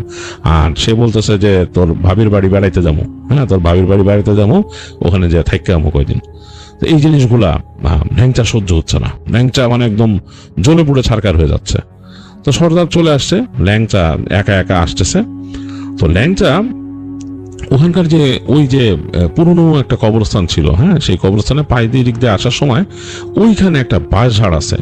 বাঁশঝাড়ের পাড়িতে আসার সময় তার চোখে পড়লো ওই জায়গায় একজন পাগলের মতো বসে থাকতো। হ্যাঁ মানে সে একটু, তাকে মানুষ ভয় পাইতো, এড়ায় চলতো, কারণ অনেকে বলতো যে সে নাকি একটা তান্ত্রিক। হ্যাঁ মানে এরকম বসে আছে এবং তাকে মানে কেউ পছন্দ করতো না, তাকে ভয় পেতো, এড়ায় চলতো। সে তান্ত্রিকটাকে সবাই বলতো যে এলো গিয়া এই শ্মশানে কবরে ঘুরে বেড়ায় আর কি। তো কিন্তু অনেকরা নাকি অনেক কিছু সে মানে করতে পারে, সবাই এই জন্য ভয় পেত তাকে। তো ল্যাংচা ওই দিক থেকে আসার সময় তান্ত্রিকরে দেখছে, দেখে সে হাঁটা দিল, একটু সাইড কেটে চলে যাবে। তো তান্ত্রিক সে যখন পাস করে যাচ্ছে ওই বাঁশঝাড়ের ওই অংশটা, ওই পাশ থেকে কেমন জানি ভেড়ে গলা হেসে উঠলো তান্ত্রিক। বলে কিরে কি অবস্থা ল্যাংচা, কই যাস? তো সে একটু থতমত খেয়ে গেছে, তার নাম জানে কেমনে? সে বলে আপনি আমার নাম জানেন কেমনে? তো বলতেছে যে আমি তোরে চিনি, আয় আয় আয় আইদিকে আইদিকে। তোর মনে তো জলে পুড়ে, তোর দেখে বোঝা যায় তুই জ্বলতাছস, খুব জ্বলতাছস না? তো ল্যাংচা তখন চুপ করে আছে। কেন জ্বলস? তোর বন্ধু তখন বলতেছে যে হ্যাঁ। কি হয়েছে? ট্যাগ কামাইছে, অনেক ট্যাগ কামাইছে না? তোর তো খাওয়াইছে, তোর তো অনেক কিছু খাওয়াইছে। তো শুনে মানে ল্যাংচা খাওয়াইছে তো কি হয়েছে? আমার দোস্ত আমারে খাওয়াইছে। কত তুই জ্বলস কে? তখন চুপ করে আছে, ল্যাংচা কিছু বলে না। তো তান্ত্রিক বলতেছে যে দিমু তোর বন্ধুরে বসায়। তো তখন ল্যাংচা বলছে বসাইবেন মানে কি বসাইবেন? বহামো মানে শেষ, ওর ব্যবসা মুসা রইব না, টেয়া পয়সা তার থেকে নিচে যাবো গা। তো তখন ল্যাংচা বলে যে কি করতে হইব, কেমনে বহাইবেন? তুই আমার 2টা মোরগ দিবি আর 100 টাকা দিবি, তোর বন্ধুরে বহাই দেবো। তো তখন ল্যাংচা নাকি মানে চুপ করে থাকে, যখন পরে কয়েকে হ্যাঁ কালকে দিবো। কখন দেবো? তখন বলে তুই লয়ে আইস, কালকে এই সময় লইস আমার কাছে, আর একটা জিনিস লয়ে আবি। কি? তোর বন্ধু খেলনা বানায়, তোর বন্ধুর খেলনা পুতুল একটা লয়ে আবি আমার কাছে। এটা শুনে ল্যাংচাকে আচ্ছা। তো ল্যাংচা হাঁটা দেয় ওখান থেকে, লয়ে আইস কিন্তু কালকে আমি এনেই থাকুম এই সময়। তাই বলে তাকে বিদায় দেয় তান্ত্রিক। তো ল্যাংচা হেঁটে যাচ্ছে, ল্যাংচা একবার ভাবে এটা কি ঠিক করতেছি? তখন চিন্তা করা যায় না, ঠিকই করতেছে, বেশি বাড়ছে, ওর বেশি বাড়ছে, ওর টাকার ফুটানি দেখায়, টাকার ভাব দেখায়, টাকার ভাব দেওয়া আমার লগে দ্বারা। এগুলো চিন্তা করতে করতে সে এক সময় বাসায় গিয়ে পৌঁছায়। তো বাসায় গিয়ে তার কাজ হচ্ছে যে বাসায় গিয়ে সে একটু মানে তার মতো থাকে, ঝগড়াঝাটি করে বাসায়, এটা তার রুটিন হয়ে গেছে। তো সে সেটা করে, তার মতো ঝগড়াঝাটি করে সে যে তার মতো শুয়ে থাকে, এবং সে তার এই যত ক্ষোভ রাগ সব যে পড়তে থাকে তার সেই বন্ধুর উপরে, এবং সেই সর্দার আলীর উপরে রাগ করে মনে মনে। সর্দার আলীর সাথে কিন্তু আসলে এখানে কোনো রকম কানেক্টিভিটি নেই, কিন্তু সে কেন জানি তার সকল অশান্তির মূল হয়ে যায় সর্দার আলী, এবং সে মনে মনে ভাবতে থাকে যে সর্দার আলীর কি হবে, সে যখন নাকি টাকা পয়সা না থাকবে তখন কি হবে। এগুলো চিন্তা করতে করতে সে একসময় ঘুমায় যায়। যাই হোক, সকালবেলা সে উঠে, তার সারাদিনের প্ল্যান থাকে কিভাবে সে ওই 2টা মুরগি কেনার টাকা ম্যানেজ করবে এবং তার টাকা। তো দেখা যাচ্ছে আসলে তার তো আসলে ল্যাংচার আসলে তেমন কোনো ইনকাম নাই, সে তার বাবা মার ওখান থেকেই নেয় টাকা পয়সা। তো এক সময় সে কি করে, তার বাসার থেকে এই 2টা মুরগি সে সরানোর প্ল্যান করে, তার মায়ের 2টা মুরগি। তো সেই 2টা সে সরায় এবং সে 100টা টাকা বাসার থেকেই নিয়ে সে রওনা দেয় সন্ধ্যায়। তো একবার চিন্তা করছিল যে সরাসরি চলে যাবে সেই তান্ত্রিকের কাছে, কিন্তু চিন্তা করলো তান্ত্রিকের কাছে সরাসরি যেতে লাভ নাই, পুতুল নিতে হবে। তো সে ওই মুরগ 2টা নিয়ে যায়, যে সেই হাজির হয় সেখানে সর্দারের বাসায়। তো সর্দারের বাড়ি গিয়ে সে হাঁক দিচ্ছে, এই কই তুই, আলী আসোস, এরকম করে ডাকতেছে। তো দেখা যায় যে সর্দারের স্ত্রী তখন অলরেডি সন্ধ্যা হয়ে গেছে, যে তিনি জাস্ট ওই একটা কুপি নিয়ে বের হয়ে বলেন যে মানে ঘুমটা টেনে বেরিয়েছেন, বের হয়ে বলতেছেন যে ভাই সে তো নাই। তো বলছে কই গেছে? কয় সে তো বেরিয়েছে ওখানে, যে আতা ভাই আসছিল, আতা ভাইয়ের সাথে বেরিয়েছে। তো এটা শুনে দেখা যায় ল্যাংচার মন টন আরো মানে বিগড়ে যায়। তো সে তাকে বলে যে আতার সাথে বেরিয়ে আপনি কি দেখছেন, খবর নিছেন? আতার সাথেও যায় কই? হাতে তখন অনেক কাঁচা টাকা আইছে, এই টাকা দিয়ে কি করে এটি খেয়াল করছেন? খেয়াল রেখেন ভাবি, সবকিছু কিন্তু ভালো না। তো তার স্ত্রী বলে যে না, আপনার ভাই তো অন্যরকম মানুষ, অন্যরকম হইলে আরো অন্যরকম হয়ে যায়, বুঝেন না? আর আতা তো ভালো না, ও বুঝেন তো কি করে, ওর এখানে আড়ত আছে, আড়তে যে নেশা পানি করে এই সেই। তো এগুলো বলে সে সর্দার আলীর স্ত্রীর মাথায় উল্টাপাল্টা চিন্তা ঢুকায়, ঢুকে সে বলে কি যে ওর খেলনাগুলা কই রাখছে, ওর খেলনাগুলো একটু দেখতে আইছিলাম কেমন খেলনা বানাইছে। তো তখন তার স্ত্রী বলে যে দেখবেন খেলনা দেখবেন, দেখেন কি সুন্দর কিছু পুতুল বানাইছে। বলে তিনি বলে দাঁড়ান আমি হারিকেন নিয়ে আসি।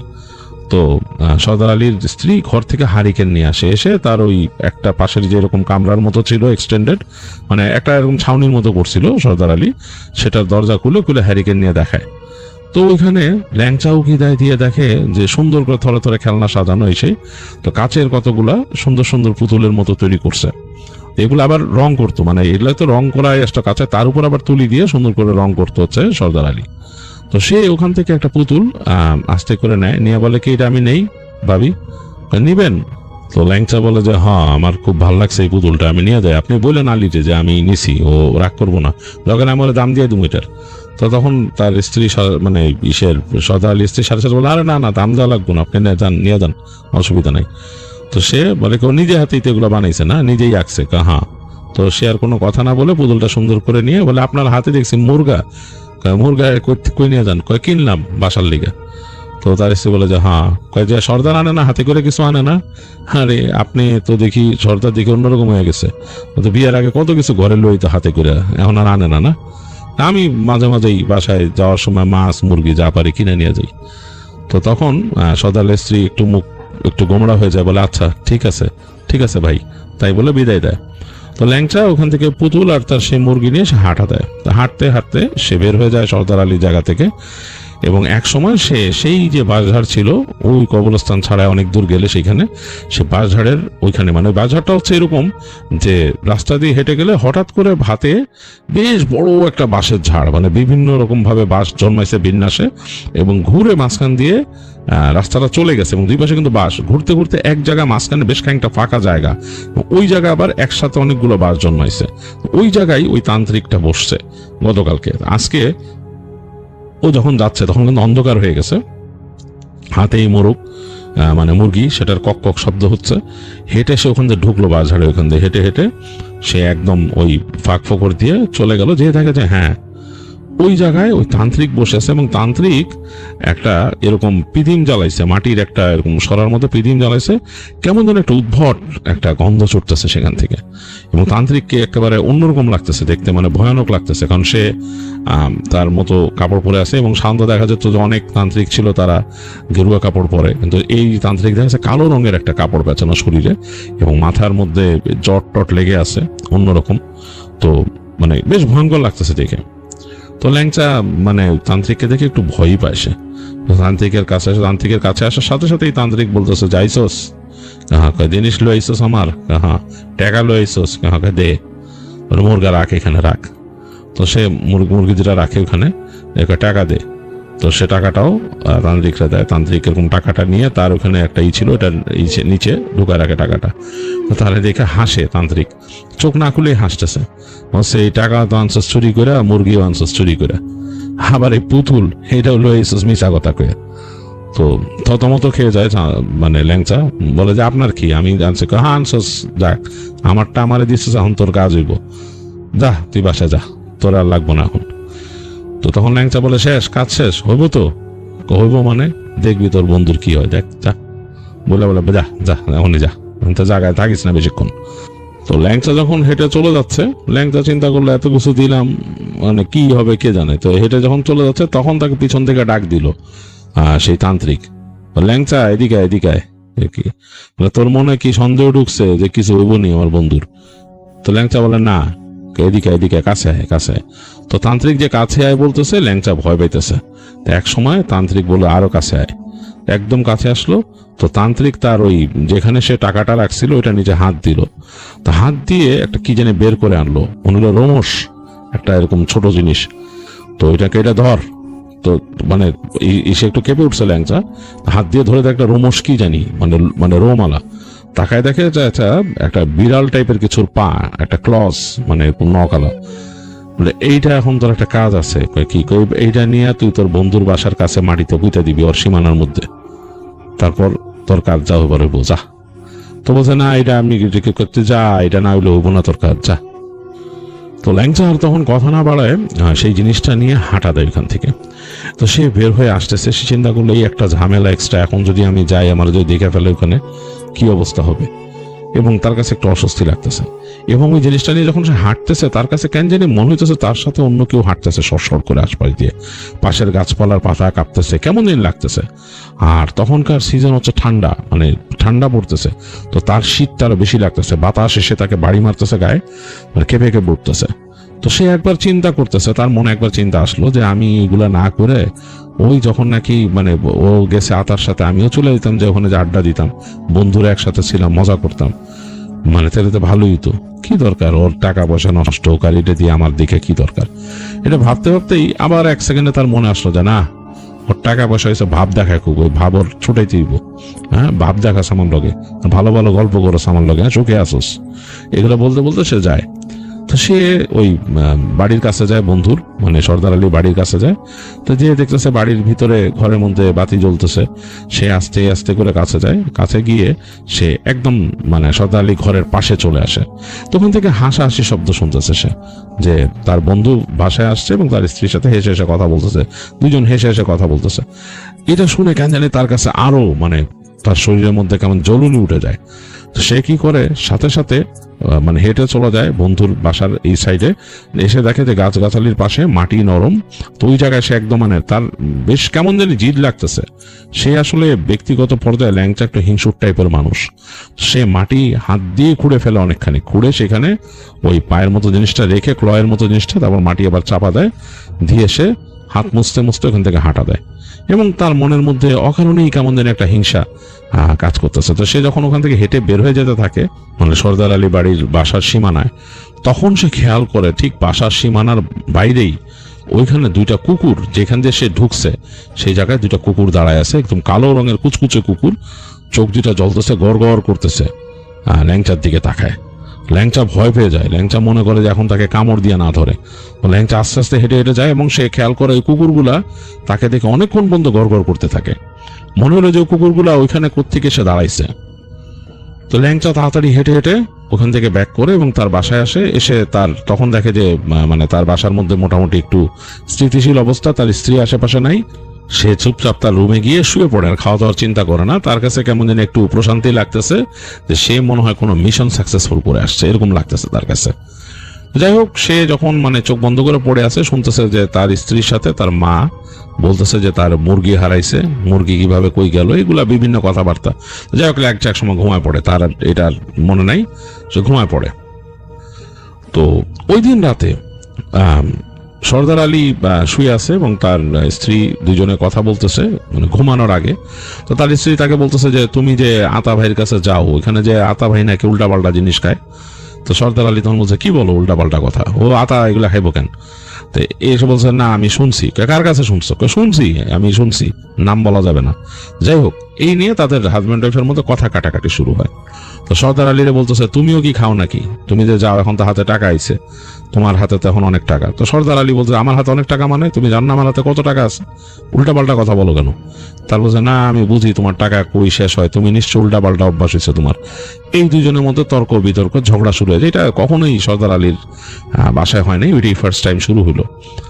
এক পর্যায়ে সেই ঝগড়া তুমুল পর্যায়ে উঠে এবং সর্দার আলী রাগ করে তার স্ত্রীর পাশ থেকে উঠে যায়। উঠে গিয়ে সে তার পাশের রুমে মানে বারান্দার কাছে যে বাইরে শুয়ে পড়ে, ওখানেও লেপটেপ ছিল, সে বের করে ওখানে বারান্দার মধ্যে শোষে। কারণ তার বারান্দাটা ছিল এরকম, বারান্দাটা অর্ধেক পর্যন্ত এরকম বেড়ার মতো দেয়া, আর বাকিটা কিন্তু খোলা, বাতাস ঢুকে বেশ। যাই হোক, সেই বাতাসের মধ্যে সর্দার আলী শুয়ে থাকে রাগ করে এবং তার মানে জিদ উঠতেছে খুব, কেন জানি তার জিদটা একদম বেড়ে যেতেছে, মারাত্মক রকম জিদ উঠতেছে এবং ঠান্ডাও লাগতেছে। এর মধ্যে সে আবার কি করলো, ঘুমে মানে যখন ঘুম আসতেছে না, সে সোয়েটার আর একটা গায়ে দিল, দিয়ে লেপ মুড়ি দিয়ে শুয়ে পড়লো। তো শুয়ে পড়ে একটা সময় তার ঘুম চলে আসছে চোখে, প্রায় মানে বেশ চোখ বুজে ফেলছে, বেশ আয়েসি ঘুম চলে আসছে। এই সময় তার মনে হলো তার উঠানের পাশে কে জানি হাঁটতেছে, নুপুরের মতো শব্দ, ছিপ ছিপ ছিপ ছিপ ছিপ শব্দ হচ্ছে তার উঠানের কাছে। তো সর্দার কে হাঁটে? উঠানটা তো আসলে তার খোলা, তার বারান্দাটা ওই যে বললাম যে অর্ধেকের মতো বেড়ার মতো দেয়া, তারপর বেশ ফাঁকা, কে হাঁটে? তো সর্দার আলী লেপ সরাইলো, যদিও গায়ের মধ্যে সোয়েটার পরা, তারপর ঠান্ডাটা লাগতেছে। তো সে উকি দিল, উকি দিয়ে দেখতেছে তার উঠানের মধ্যে দিয়ে কে জানি হাঁটতেছে একটা মেয়ে মানুষ, মানে পুরো বোঝা যাচ্ছে একটা শাড়ি পরা একটা মেয়ে হাঁটতেছে এবং বোঝা যাচ্ছে তার পায়ের যে অ্যাঙ্কেল আছে, অ্যাঙ্কেলের একটু উপরে শাড়িটা পরা, পায়ের নুপুর দেখা যাচ্ছে। এবং তখন জোছনাটা এরকম মনে হচ্ছে মেঘে ছাওয়া জোছনা, মানে আলোটা আবছা একটা আলো, মানে ধোঁয়াটে টাইপের একটা আলো। এর মাঝে মেয়েটার পায়ের নুপুরগুলা জলজল করতেছে, মনে হচ্ছে রূপালী রঙের, এবং মেয়েটা হাঁটতেছে পুরা তার উঠানের কাছ দিয়ে। তো সর্দার আলী ঘুম ঘুম চোখে অনেকক্ষণ তাকায় থেকে তার না ঘুমটা কেটে গেল, কেমন যেন একটা মোহ তৈরি হলো। হঠাৎ করে যখন মোহ তৈরি হয়েছে, সে দেখলো মেয়েটা তার দিকে তাকালো। মনে হলো যে ওইখান থেকে, সেই যে তার যে বাউন্ডারি আছে বেড়ার একটা দেয়ালের মতো, ওই জায়গাতে একটা ফাঁকা জায়গা হেঁটে বেরোনোর জন্য, ঠিক সেইখানটায় ওই মেয়েটা দাঁড়ায় আছে। এবং মেয়েটা বোঝা যাচ্ছে যে চাঁদের আলোতে তার স্পষ্ট চেহারা দেখা যাচ্ছে না, বাট বেশ আকর্ষণীয় মনে হচ্ছে, চুলগুলো ছাড়া এক পাশে, এবং মানে চাঁদের আলোতে যতটুকু বোঝা যাচ্ছে একটা শাড়ি পরা। তো মনে হলো তার দিকে হাত দিয়ে এরকম ডাকলো তাকে। তা হাত দিয়ে যে ডাকলো, এই ডাকার সাথে সাথে মনে হলো সর্দার আলী আসলে কাইন্ড অফ সম্মোহিত হয়ে গেল। তার আসলে আর কোনো সেন্স নাই, সে কিছু ভাবতে পারতেছে না, মনে হচ্ছে আমাকে যেতেই হবে। তো সর্দার আলী ওখান থেকে নেমে তার বারান্দা থেকে হেঁটে ওই নেমে হাঁটা দিল। এই সময় মেয়েটা হেঁটে বের হয়ে গেছে, আর সর্দার আলীও পিছনে পিছনে হেঁটে বের হয়ে গেছে, এবং দুইজন হেঁটে ওই যে পিছনে গাছগাছালি ওদিকের ভেতর ঢুকে গেল। মেয়েটা হেঁটে যাচ্ছে এবং সর্দার আলীও যাচ্ছে। সর্দার আলীর আসলে সেন্স কম, সে বুঝতে পারতেছে না কিছু, তার সে একটা ঘোরের মধ্যে আছে। সে তার যে একটা বাস্তবতা যে জ্ঞান, যে এখন সে যে সর্দার আলী সেখানে শুয়েছিল, তার কিছুই মনে নাই। সে হেঁটে হেঁটে মেয়েটার সাথে যাচ্ছে, এবং বাতাস, রাত তো গভীর হয়েছে, সে যে রুম থেকে বেরিয়েছে তাও 1-1.5 ঘন্টা হয়ে গেছে, আর গ্রামের রাত অনেক, এবং ঠান্ডা বাতাস চারিদিকে, গাছপালাগুলো নড়তেছে, এর মধ্যে যে সে যাচ্ছে। সর্দার আলী শুধু দেখতে পাচ্ছে তার সামনে মেয়েটা হেঁটে যাচ্ছে, তাকে নিয়ে যাচ্ছে সামনে রাস্তার দিকে। তো তার স্ত্রী অনেকক্ষণ শুয়েছিল একা, এবং ঝগড়াঝাটি যেহেতু করছে, তার সাথে তো অতীতে ঝগড়া হয়নি, হাজব্যান্ডের তো ঝগড়া হয়েছে। তো অনেকক্ষণ সে চুপচাপ, সে চিন্তা করছিল সর্দার আলী আসবে।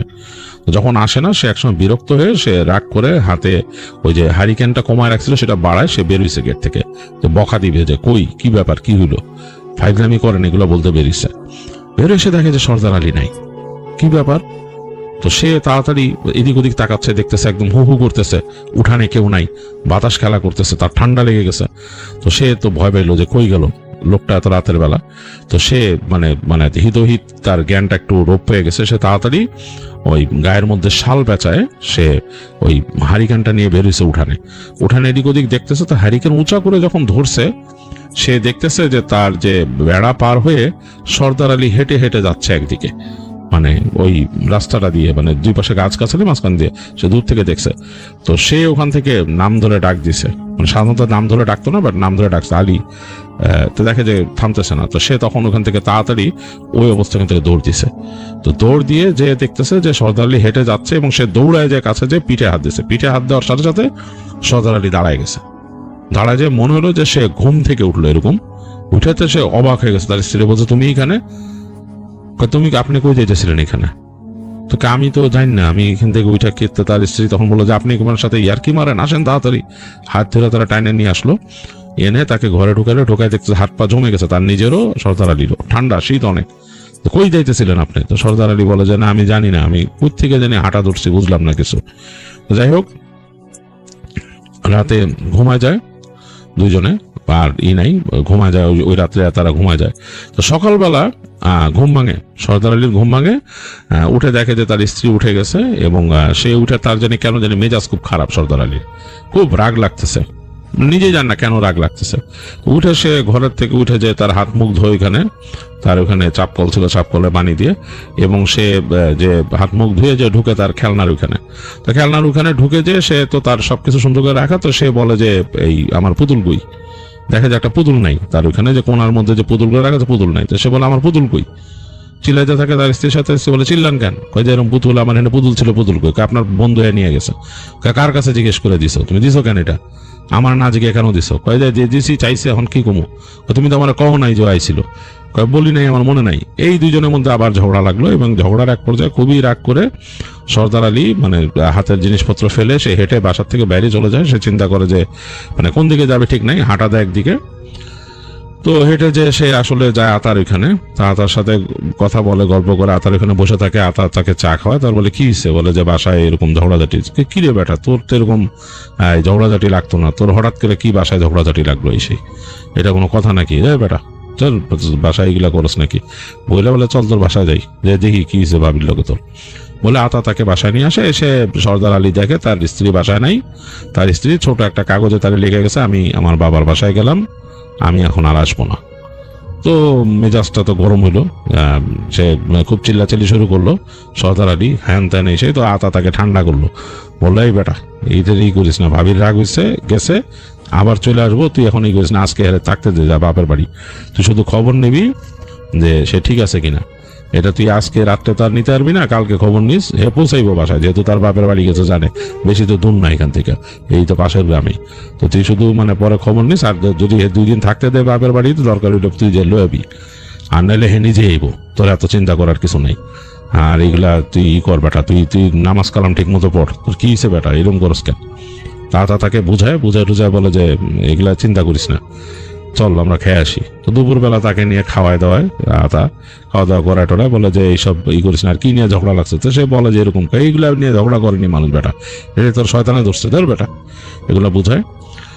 তো যাই হোক, বিকালবেলা সর্দার আলী বাসায় আসে এবং সে তার টুকিটাকি কাজ করার ছিল, সে ওই যে তার খেলনাগুলাকে ঠিক করে ডিজাইন করার চিন্তা করে, এগুলো সে আর কিছুই করতে পারে না, কাজে হাত দেয়, কাজ হয় না, এগুলো করতে থাকে, তার মন খুব খারাপ হয়ে যায়। সে ওগুলা রেখে চুপচাপ বসে থাকে সন্ধ্যার পরে।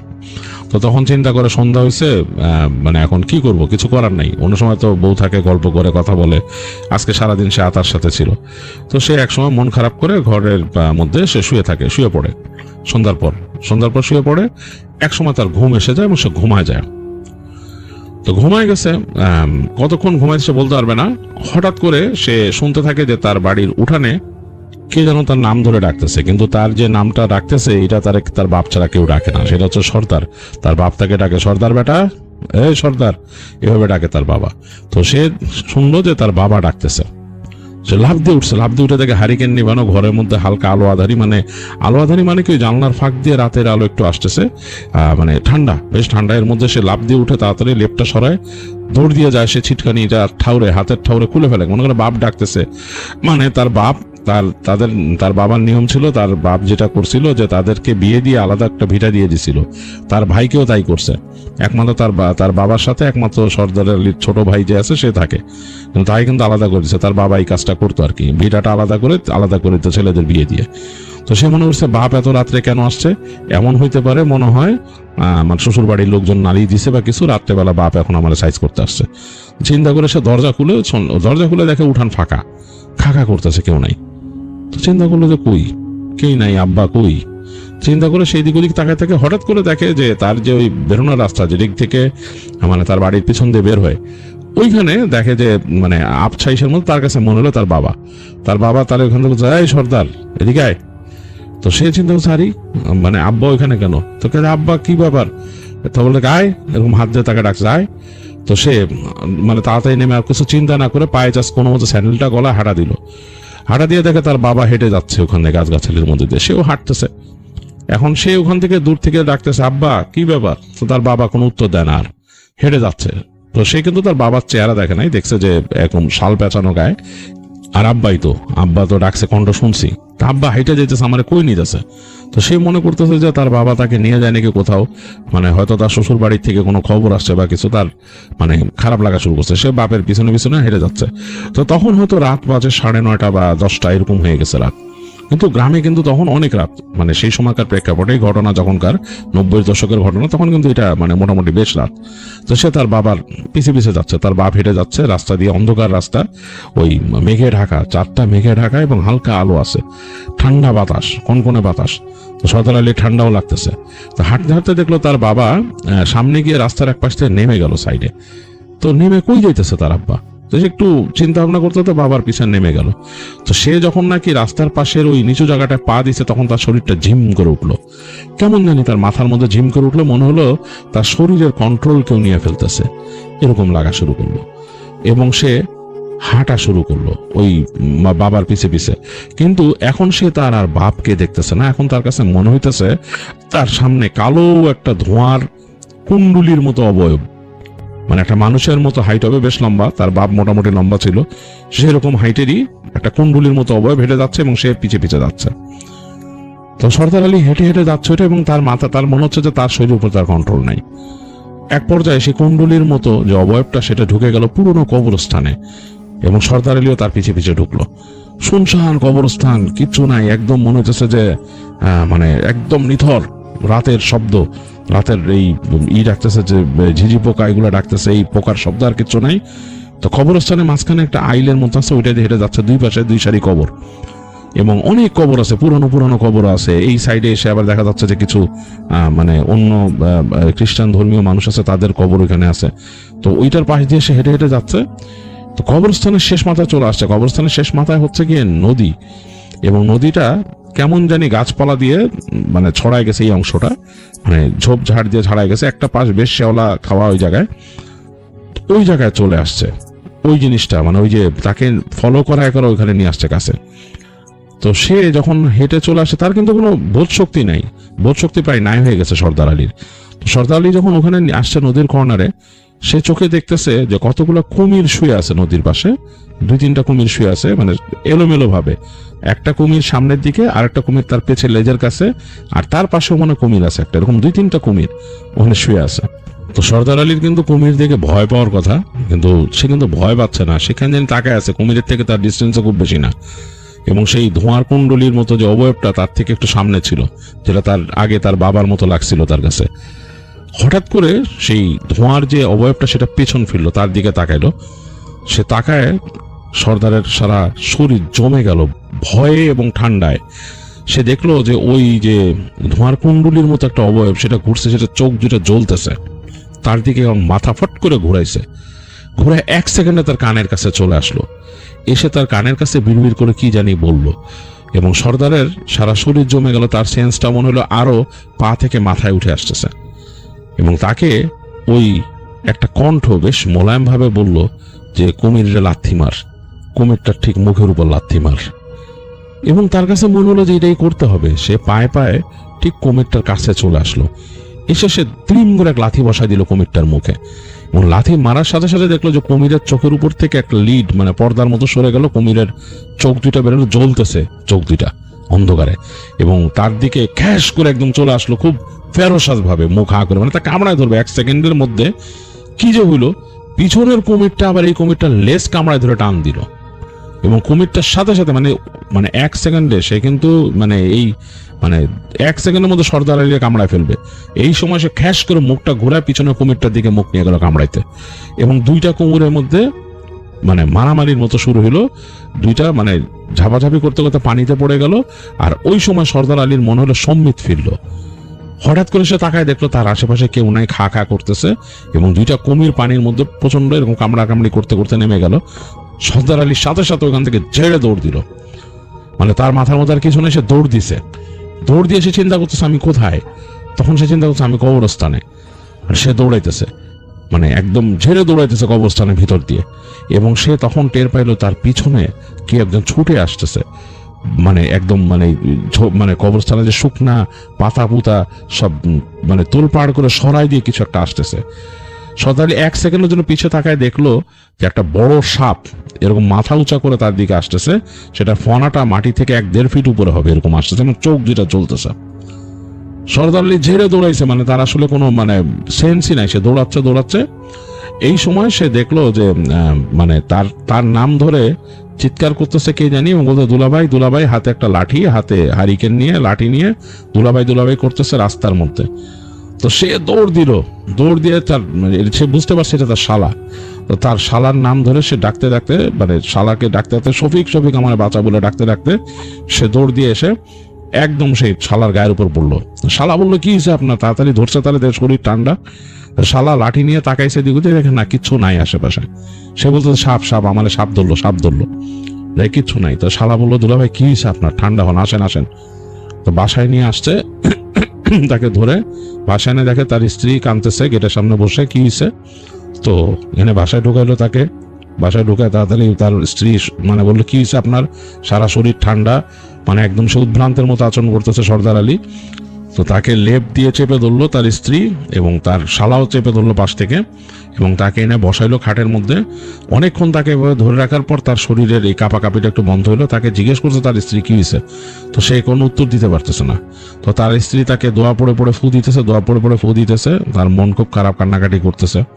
তো যাই হোক, এরকম থাকতে থাকতে এক সময় দেখা গেল যে ফজরের ওয়াক্ত হয়ে গেছে, তো আজান দিছে, আজান দেওয়ার পর মোটামুটি শান্ত হয়ে গেছে আরো, সর্দার আলী শান্ত হয়েছে। তো তার শালা বললো যে আপা আসলে কি হয়েছিল কে জানে, তো এখন শুতে দাও। আর আমি দেখি আরে এরা বাইরে কেন গেছে এবং বাইরে আগেও কেন গেছে দেখতে হবো, সকালবেলা মসজিদে যাই, দেখি ওখানে হুজুরে নিয়ে আসি, কিছু একটা করা যায় কিনা। তো তার স্ত্রী বললো আচ্ছা তুই যা, নিয়ে আয়, খুঁজে নিয়ে আয়। তো তার শালা চলে গেল বাসার থেকে মসজিদের উদ্দেশ্যে, যেহেতু ফজর আজান দিছে, আর তার স্ত্রী তাকে লেপ দিয়ে পেঁচায় তাড়াতাড়ি তার সাথে শুয়ে থাকলো, ধরে থাকে। তো এই সময় অনেকক্ষণ পার হয়েছে, এরপরে দেখা গেল যে আলো ফুটছে আকাশে, এই সময় হুজুর আসলো, তার শালা হুজুরকে নিয়ে ঢুকলো, বললো যে এরকম এরকম, হুজুরকে বলছে ওইখানেই, হুজুর শোনার পরই আসছে। তো তখন এই সর্দার আলীর স্ত্রী বললো যে সে এরকম গত রাত্রে এরকম বেরিয়েছিল, আর এরকম এরকম হঠাৎ করে কি জানি। তো তখন হুজুর এখান থেকে বসে বসে তার মতো তিনি মুরাকাবা করলেন, কিছুক্ষণ বসে বসে তিনি চিন্তা করলেন, দোয়া পড়লেন, তারপর বললেন যে আপনাদের বাড়িতে এখানে কেউ চালান করছে, কিছু একটা চালান করছে, এই মেয়ে চালানের জন্য হয়েছে। তখন বললো যে হ্যাঁ আমি তো মনে করছি। তার স্ত্রী বলে যে আমি এরকম হঠাৎ করে তার সাথে আমার কোনো ঝগড়াঝাটি হয় না, হঠাৎ করে হয়েছে সেদিনকে এরকম। তো বলে যে আপনাদের উপরে এখানে শয়তানি নজর পড়ছে, আর তারপরে আপনাদের উপর কিছু চালান করা হয়েছে। যাই হোক, তো হুজুর দোয়া দরুদ পড়ে ফু দেয়, পড়া তেল দিয়ে দেয় এবং বলে যে তাকে আপনারা গরম পানি দেন, গরম পানির সাথে এই পড়া পানি দিয়ে তাকে গোসল করাইতে হবে। গোসল করানোর পরে দেখি কি হয়। এবং এটাই করা হয়। হুজুর ওই গরম পানি এনে দেয়, তারা কোনো আনার পরে হুজুর এবং হুজুরের সাথে ওরা অ্যাসিস্ট্যান্টকে খবর দিয়ে এনে তাকে গোসল করায়, সেই গরম পানি দিয়ে গোসল করানোর পরে বসায় হুজুর ওখানে রুকাইয়া করে, দিনের বেলায় রুকাইয়া করে হুজুর বের করে যে এই বাড়ির মধ্যে কোথাও কিছু একটা পোতা আছে, এবং সেখান থেকে খুঁজে ওই হুজুরের অ্যাসিস্ট্যান্টটাই বের করে ঘরের মধ্যে ওই যে সেই রোমসিটা বের করে বলে যে এই জিনিসটা। তো হুজুর বলে যেটাকে তো ওইভাবে ডিস্ট্রয় করা যাবে না, এটা যেহেতু তার উপরে কোনো একটা জিনিস করছে মন্ত্র, এটারে দেখা যাক কি করা যায়, পরে ব্যবস্থা করতেছি। কাগজে পেঁচায় তারা উঠায় নেয়, আর সর্দার আলীকে দোয়া দরুদ পড়ে দেয়, বলে যে আপনাদের এখানে যেহেতু চালান করছে, একে কিন্তু সহজে যাওয়া আসা করতে দিয়েন না, কারোর সাথে যেন না মিশে, কাছের মানুষই করছে, যে বুঝতে গেছে কেউ কাছের মানুষই করছে আপনাদের, তার কোনো জিনিস নিয়ে খারাপ কিছু করছে এখানে। আর বলতেছে যে আপনি বা তাকে এরকম ছেড়ে গেছিলেন কেন? তখন বলে কি যে হয়েছিল আমার মাথাও ঠিক নাই, আমি রাত্রেবেলা বাসায় গেছি পরদিন, হঠাৎ আমার তার জন্য মায়া লাগলো, মনে হলো যে লোকটা এরকম রাত্রেবেলা সিনকে বাইরে গেছিল, আবার কি হয়। তা আমি তখন আমার ভাইরে বলছি যে না, আমি যখন নামাজ পড়তে গেছি তখন এশার নামাজ, তখন মনে হয়েছে। তো তখন আমি আমার ভাইরে বললাম না, আমার এক্ষুনি আমার বাসায় নিয়ে চল। তো তখন আমার ভাই বলছে এত রাত বলছে হ্যাঁ করে নিয়ে যাবি। তখন আমার ভাইরে নিয়ে আসছি, আইসা বাসায় দেখি সে নাই, বাসার থেকে এরকম। তখন আমার ভাইরে পাঠাইছি, ভাই দিয়ে খুঁজে পাইছে তার ওইখানে। তখন বলেই তো তাকে নিয়ে যায় মেরে ফেলাইতো আর কি। তো যাই হোক, তো সর্দার আলীকে তখন জিজ্ঞেস করে, সর্দার আলী তখন কিন্তু মোটামুটি একটু হুশ আসছে, তাকে জিজ্ঞেস করে, হুশ আসছে সে নর্মাল সেন্সে আসছে, জিজ্ঞেস করে কি হয়েছিল। তো সে তখন বলে যে আমি আমার বাপের ডাক শুনছি, এরকম ডেকে নিয়েছে। তখন ওই যে বলে ওই যে তারে চালান করছিল, চালান দিয়ে এরকম করছে, সেদান কে করছে এটা তার বলতে পারতেছি না, বাট তাকে কেউ একজন করছে, এবং এটা করতে যায় তার এখানে যে পুঁতা থিয়ে গেছে, তার কিছু নিয়ে গেছে। তো তখন সর্দার আলীর স্ত্রী সন্দেহ হয় ল্যাংচাকে। তো সে এখন সন্দেহ হলে কি হবে, সে তার বলতে পারে না কিছু, সে বলে যে আচ্ছা। তো তখন ওই হুজুর বলে যে আপাতত তাকে কারোর সাথে আর মিশতে দিয়েন না, এরকম কিছুদিন সে এরকম থাক, দোয়া দরুদ পড়েন, সবসময় এই আমল করবেন, আমলগুলা দেয়, আর বাসার থেকে বাড়িতে দিয়েন না, নিজের মতো কাজ করুক, আর এই হলো ঘটনা। তো এগুলো বলে টলে হুজুর বিদায় নেয়, আর সর্দার আলী এরকম সাবধানে থাকা শুরু করে। এদিকে ল্যাংচার যেটা হয়, ল্যাংচা তো ওই দিন তারপর ঘুমাইছিল, পরদিন উঠে এবং তার বাসাতে হঠাৎ করে তার মায়ের সাথে তার স্ত্রীর ঝগড়াঝাটি হয়। ঝগড়াঝাটিতে তার স্ত্রী তার বাড়িতে যায়, তার বাপকে বলে যে আমার জামাই যেহেতু কিছু করে না, জামাইকে টাকা পয়সা দিতে হবে, এবং ল্যাংচাও এটা চাইতো আর কি। তো তখন তার স্ত্রী তার বাড়ির থেকে ল্যাংচার জন্য 1 লক্ষ টাকা নিয়ে আসে। তো এটা কারণ কি, ল্যাংচা ওখানে নৌকা কিনবে কিনা, সেটা দিয়ে সে মাল পরিবহন করবে। তো ওই সময় 1 লক্ষ টাকা দিয়ে বেশ বড় ভালো জিনিস পাওয়া যেত। তো সেই টাকা তার স্ত্রী এনে দেয় ল্যাংচাকে এনে দেওয়ার পরে ল্যাংচা করে কি, সেই টাকা নিয়ে রওনা দেয় আর কি, সেই নৌকার বায়না দিবে আর কি। তো যে তার কথা হলো যে সে ওখানে লঞ্চে উঠবে সকালবেলা, সে লঞ্চে উঠতে যে ল্যাংচা নাকি লঞ্চ থেকে পড়ে যায়, পা পড়ে তার পা পুরা ভেঙে যায় এবং সেই টাকাটা হাত থেকে ছুটে পানির তলে চলে যায়। হাতে একটা পোটলার মধ্যে ছিল, পোটলা পানির তলে, তার পা যায় ভেঙে। তাহলে মানুষজন উদ্ধার করে বাড়ি নিয়ে আসে এবং বাড়ি নিয়ে আসার পরে সে তো খুব খারাপ অবস্থা। এদিকে ল্যাংচার বউ ল্যাংচারে যে খুব পছন্দ করতো তা না, যখন দেখছে যে স্বামী তার বাপের বাড়ির থেকে না টাকাটাও মানে এরকম মানে হারায় ফেলছে, তো বাসায় তো অনেক কি করবে, সে রাগ করে তার বাড়িতে চলে যায় এবং আর ফেরত আসবে না তাই বলে দেয়। তো ল্যাংচা অনেক কষ্টে থাকে, তার পা ঠিক হইতে তো বেশ টাইম লাগে। তো ল্যাংচা তখন মানে খুব মন খারাপ একদিন। তো সে তাদের ওইখানে একজন বড় এরকম পীর সাহেব ছিল, তার কাছে যায় দেখা করতে, বলে যে আমারে এরকম এরকম আমার অসুস্থতা, আমার এরকম বউ চলে গেছে, আমার এরকম এরকম সমস্যা, আমারে সাহায্য করেন, আমার একটু দোয়া দুরুদ দেন বা আমার আমল দেন, কিছু করেন আপনি। তো তখন ওই যে পীর সাহেব ছিল তাকে দেখেই বলে যে তুমি তো একটা দুষ্ট লোক, তোমার মনের মধ্যে হিংসা ভরা, তোমার মন পরিষ্কার না, পরিষ্কার মন যাদের না তাদের কিচ্ছু হয় না, তোমার মনে শুধু হিংসা। তো কারণ পীর সাহেবের কাছে নাকি সবাই বলছে যে ওনার কাছে অনেক ওনার জিন মুরিদ ছিল আর কি। বলে যে তুমি তোমার বন্ধুরে ক্ষতি করছিলা না? তখন ল্যাংচা চুপ করে থাকে, বলে তোমার তো নাই, মানে এরকম ভাবে হবে না, তুমি তওবা করতে থাকো আর তোমার বন্ধুর কাছ থেকে যদি মাফ নিতে পারো তাহলে তোমার এই যে সমস্যাগুলো যদি আল্লাহ কাটায় দেয়, নাহলে কিন্তু জীবনে এই হবে না। আর মন পরিষ্কার করো, এই কালা মনের মানুষের কোনো কিছু হয় না পৃথিবীতে, এছাড়া তোমার আর কিছুই দেওয়ার মতো নাই, বলে পীর সাহেব তাকে বিদায় দেয়। তো ল্যাংচা মন খারাপ করে আস্তে আস্তে আসে, সে তখন ঠিক মতো হাঁটতেও পারে না, একটু কোড়ায় হাঁটতো। তো সে চিন্তা করে, তার মনের মধ্যে একটা ডিপেন্ডেন্সি আসে যে আমি যে কাজটা করছিলাম আমার বন্ধুর সাথে ঠিক করি নাই, বন্ধুর খবরও তো অনেকদিন নেই। এদিকে কিন্তু এই সর্দার আলী মাঝে মাঝে ভাবে যে ল্যাংচা কই, ল্যাংচার কোনো খবর নাই। সে শুনছে টুকিটাকি যে ল্যাংচার বউ চলে গেছে এরকম। তো যাই হোক, ল্যাংচা আসে সর্দার আলীর কাছে, আসে একদিন এরকম করে এসে সে ক্ষমা চায় সর্দার আলীর, মানে একেবারে পা ধরে ক্ষমা চায়, বলে দোস্ত আমার তুই মাফ করে দে, আমি তোর সাথে ক্ষতি করছিলাম, তোরে আমি এরকমই করছিলাম, তুই আমার মাফ করে দে। তো সর্দার আলী প্রথমে একটু রাগ উঠলেও পরবর্তীতে ল্যাংচার অবস্থা দেখে তার খুব মায়া হয় এবং সে ল্যাংচাকে মাফ করে দেয়, বলে যা মাফ করে দিছি, তুই তওবা কর আর কখনো এরকম করিস না কারো লগে, এগুলো বলে। তো ল্যাংচাও মন থেকে একটু শান্তি পায় এবং সে আল্লাহর কাছে মাফ চাই, রিপেন্ডেন্ট হয় ল্যাংচা।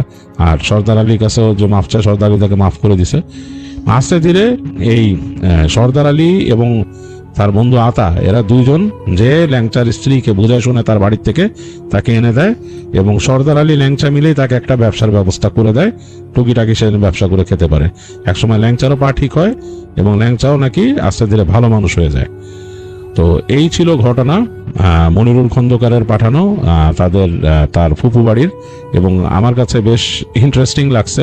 আপনারা অনেকে ব্ল্যাক ম্যাজিক সংক্রান্ত ঘটনা শুনতে চান, তো এই একটা ঘটনা যেটা পেলাম মোটামুটি বেশ দীর্ঘ ঘটনা হলো, বাট এটার মধ্যে শিক্ষণীয় ব্যাপার আছে। আমি সাধারণত এরকম ব্ল্যাক ম্যাজিকের ঘটনা শেয়ার করি না। শিক্ষণীয় ব্যাপার হচ্ছে যে হিংসায় পড়ে কারো ক্ষতি করতে হয় না কখনো। যার যার জীবন, যার যার আমল, তার যার যার সম্পদ তাকে সৃষ্টিকর্তা দিচ্ছেন, আল্লাহ তাআলা প্রোভাইড করছেন। আপনাকে যা প্রোভাইড করছেন আল্লাহ সেটা আপনাকে প্রোভাইড করছেন, তাকে যেটা করছে তাকে দিচ্ছে। তো সুতরাং কারোটাই হিংসা করতে হয় না, নিজের মতো থাকতে হয় এবং হিংসা করে কোনো লাভ হয় না, পরবর্তীতে ক্ষতি হয়। আল্লাহ তাআলা আপনাকে ক্ষতির দিকেই ধাবিত করেন।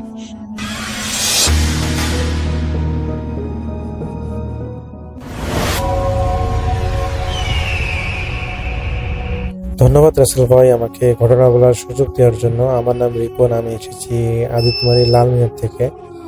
রাসেল ভাই, এখন যে ঘটনাটা আমি আপনাকে শেয়ার করব, এই ঘটনাটা আমাকে পাঠিয়েছেন সুমন। আর সুমনের বাড়ি হচ্ছে রাজশাহী জেলার পুঠিয়া উপজেলায়। তো রাসেল ভাই সম্ভবত কারণে তার গ্রামের নামটা বলা যাচ্ছে না, তিনি আমাকে তার গ্রামের নামটা বলতে মানা করেছেন। তো রাসেল ভাই, আমি ঘটনায় চলে যাচ্ছি। ঘটনাটা ঘটেছিল আজ থেকে প্রায় 15 বছর আগে। ঘটনাটা ঘটেছিল সুমন ভাইয়ের বাবার সাথে। তো তিনি তার বাবার কাছ থেকে এই ঘটনাটা শুনেছেন। তো সুমন ভাইয়ের বাবা তখন রাজশাহীর এক আম বাগানের পাহারাদার হিসেবে কাজ করতেন। রাজশাহীর ওই দিকটায় মাইলের পর মাইল শুধু আম বাগান। তো ওনার কাজ ছিল রাত জেগে বাগানের এক কোনায় ছোট্ট একটা মাচার উপর বসে থাকা, যাতে চোর বা শেয়াল, আসলে অনেক সময় গাছগুলো নিচু প্রকৃতির হয়, মানে হেলে যায়, তো সেই গাছগুলোর আম নষ্ট করে শিয়াল। আবার অনেক সময় প্রচুর পরিমাণ মানুষ আম চুরি করে। তো আসলে ওই রকম মাচার মধ্যে তিনি বসে থাকেন, যাতে করে তিনি চোর বা শিয়ালদের আসলে তাড়াতে পারেন। তো ঘটনার দিন ছিল একটা অন্ধকার রাত, সেদিন আসলে চাঁদ তেমন ছিল না, হালকা আভা ছিল। তো মোটামুটি ঘুটঘুরে অন্ধকার বলা যায়। তো সুমন ভাইয়ের বাবা মাচার উপর বসে ঝিমাচ্ছিলেন। তিনি যেহেতু এক নাগারে প্রতিদিন আসলে যারা রাত পাহারা দেন, আসলে তারা বাগান পাহারা দেন, তারা আসলে জানেন যে এটা পাহাড় এককভাবে থেকে পাহারা দেওয়া কতটা বিরক্তকর। তো তিনি ঝিমাচ্ছিলেন। তো রাত তখন 2টার বেশি হবে। হঠাৎ ওনার কানে এলো কেউ একজন বাগানের শুকনো পাতার উপর দিয়ে হেঁটে যাচ্ছে, খসখস একটা শব্দ হচ্ছে। তো তিনি ভাবলেন হয়তো কোনো চোর এসেছে। তিনি তার হাতে টর্চ লাইটটা জ্বালিয়ে চারদিকে মারলেন, কিন্তু তিনি কাউকে দেখতে পেলেন না। তো শব্দটা সাথে সাথে বন্ধ হয়ে গেল যখন তিনি লাইট মেরেছিলেন। তো তিনি আবার যখন কোনো কিছু দেখলেন না, তো তিনি আবার পুনরায় ঝিমাতে শুরু করলেন। ঠিক 5 মিনিট পর এবার মাচার শব্দটা মাচার একদম নিচ থেকে আসতে শুরু করলো। তিনি যেখানে বসে আছেন ঠিক কাছাকাছি জায়গা থেকে একটা শব্দ আসতে শুরু করলো। মনে হলো যে কেউ মাচার খুঁটির ধারেই শব্দ করতেছে। তো তিনি মোটামুটি ভয় পেয়ে তিনি নিচে লাইট মারলেন। দেখলেন যে একটা মানুষ মাচার নিচে বসে আছে। মানুষটার গায়ে একটা ময়লা ফতুয়া আর মাথায় এক ঝাঁকড়া চুল। তো সুমন ভাইয়ের বাবা ভাবলেন যে হয়তো কোনো পাগল হয়তো আশ্রয় নেওয়ার জন্য এখানে এসেছে। তো সুমন ভাইয়ের বাবা বললেন যে কে রে তুই, এখানে কি করিস? হ্যাঁ, পাগলকে যে আসলে মানুষ যেভাবে সম্বোধন করে তুই দেখা যেভাবে ওইভাবে তিনি সম্বোধন করলেন।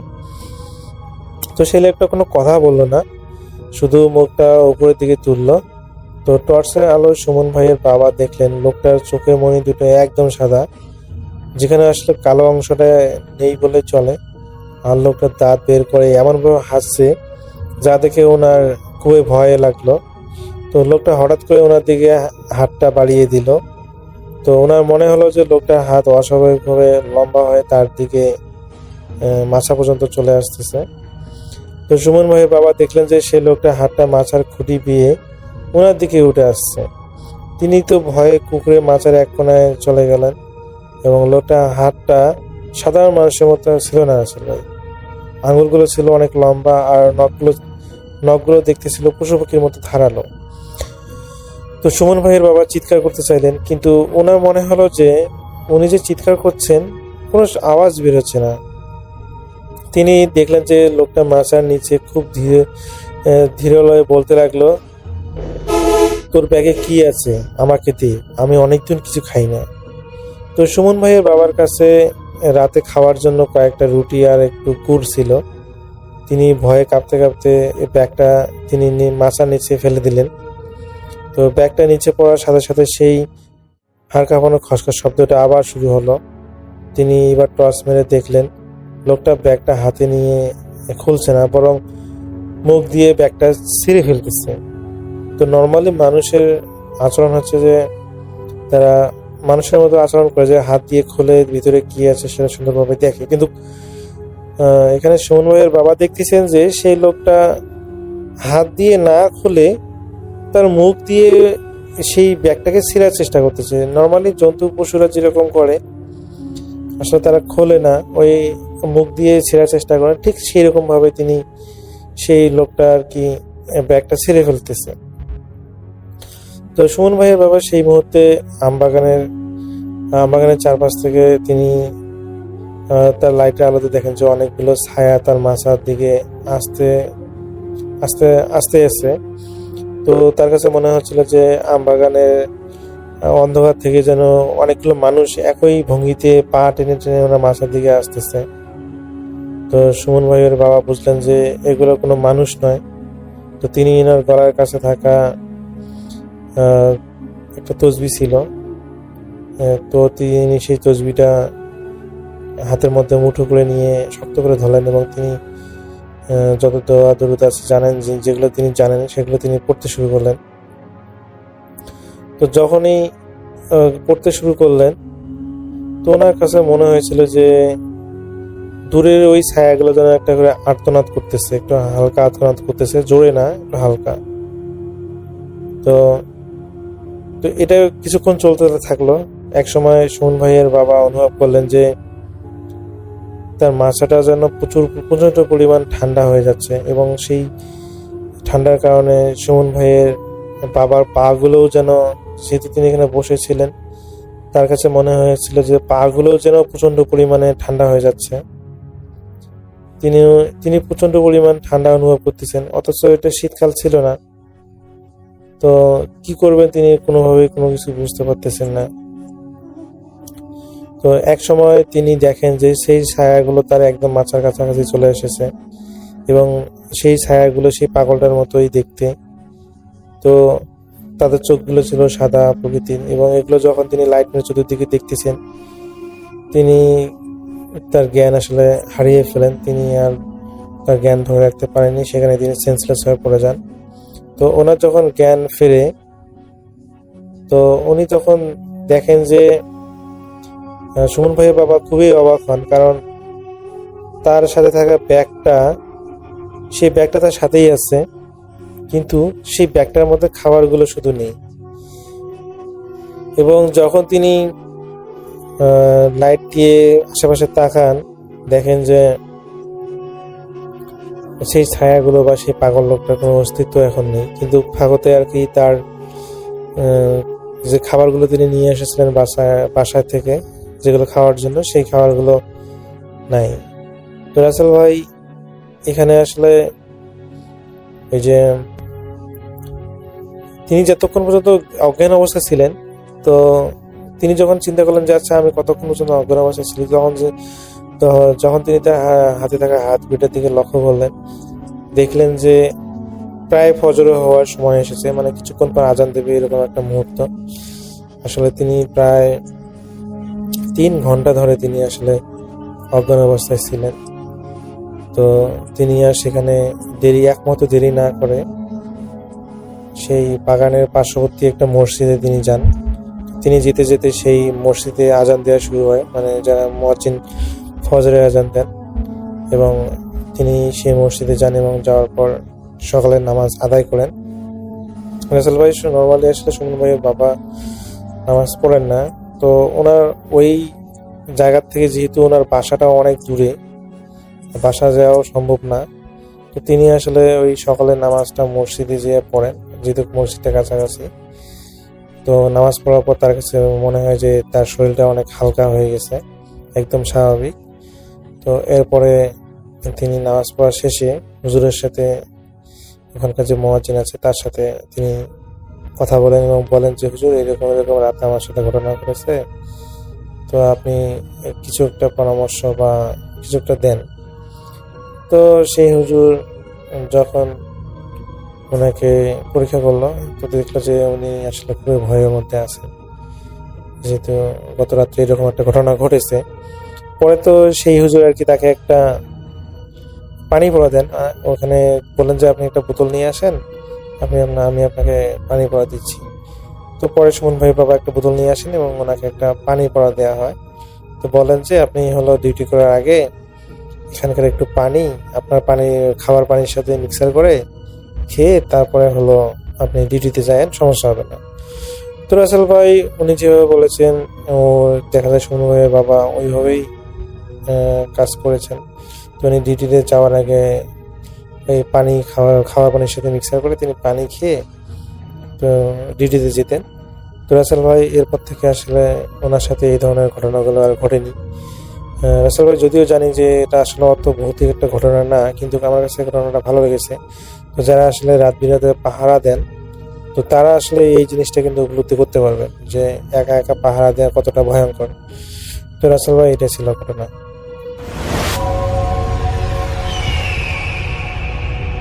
হ্যালো লিসেনার্স, আশা করি ঘটনাগুলো আপনাদের ভালো লেগেছে। আমি চেষ্টা করেছি বাছাই করে ঘটনাগুলো আপনাদের মাঝে শেয়ার করার। আমি প্রতিদিনই ঘটনাগুলো বাছাই করে আপনাদের মাঝে একটি করে এপিসোড শেয়ার করার চেষ্টা করি। যদি আমার ঘটনাগুলো একটু ভালো লাগে তাহলে অবশ্যই এই চ্যানেলটি সাবস্ক্রাইব করবেন।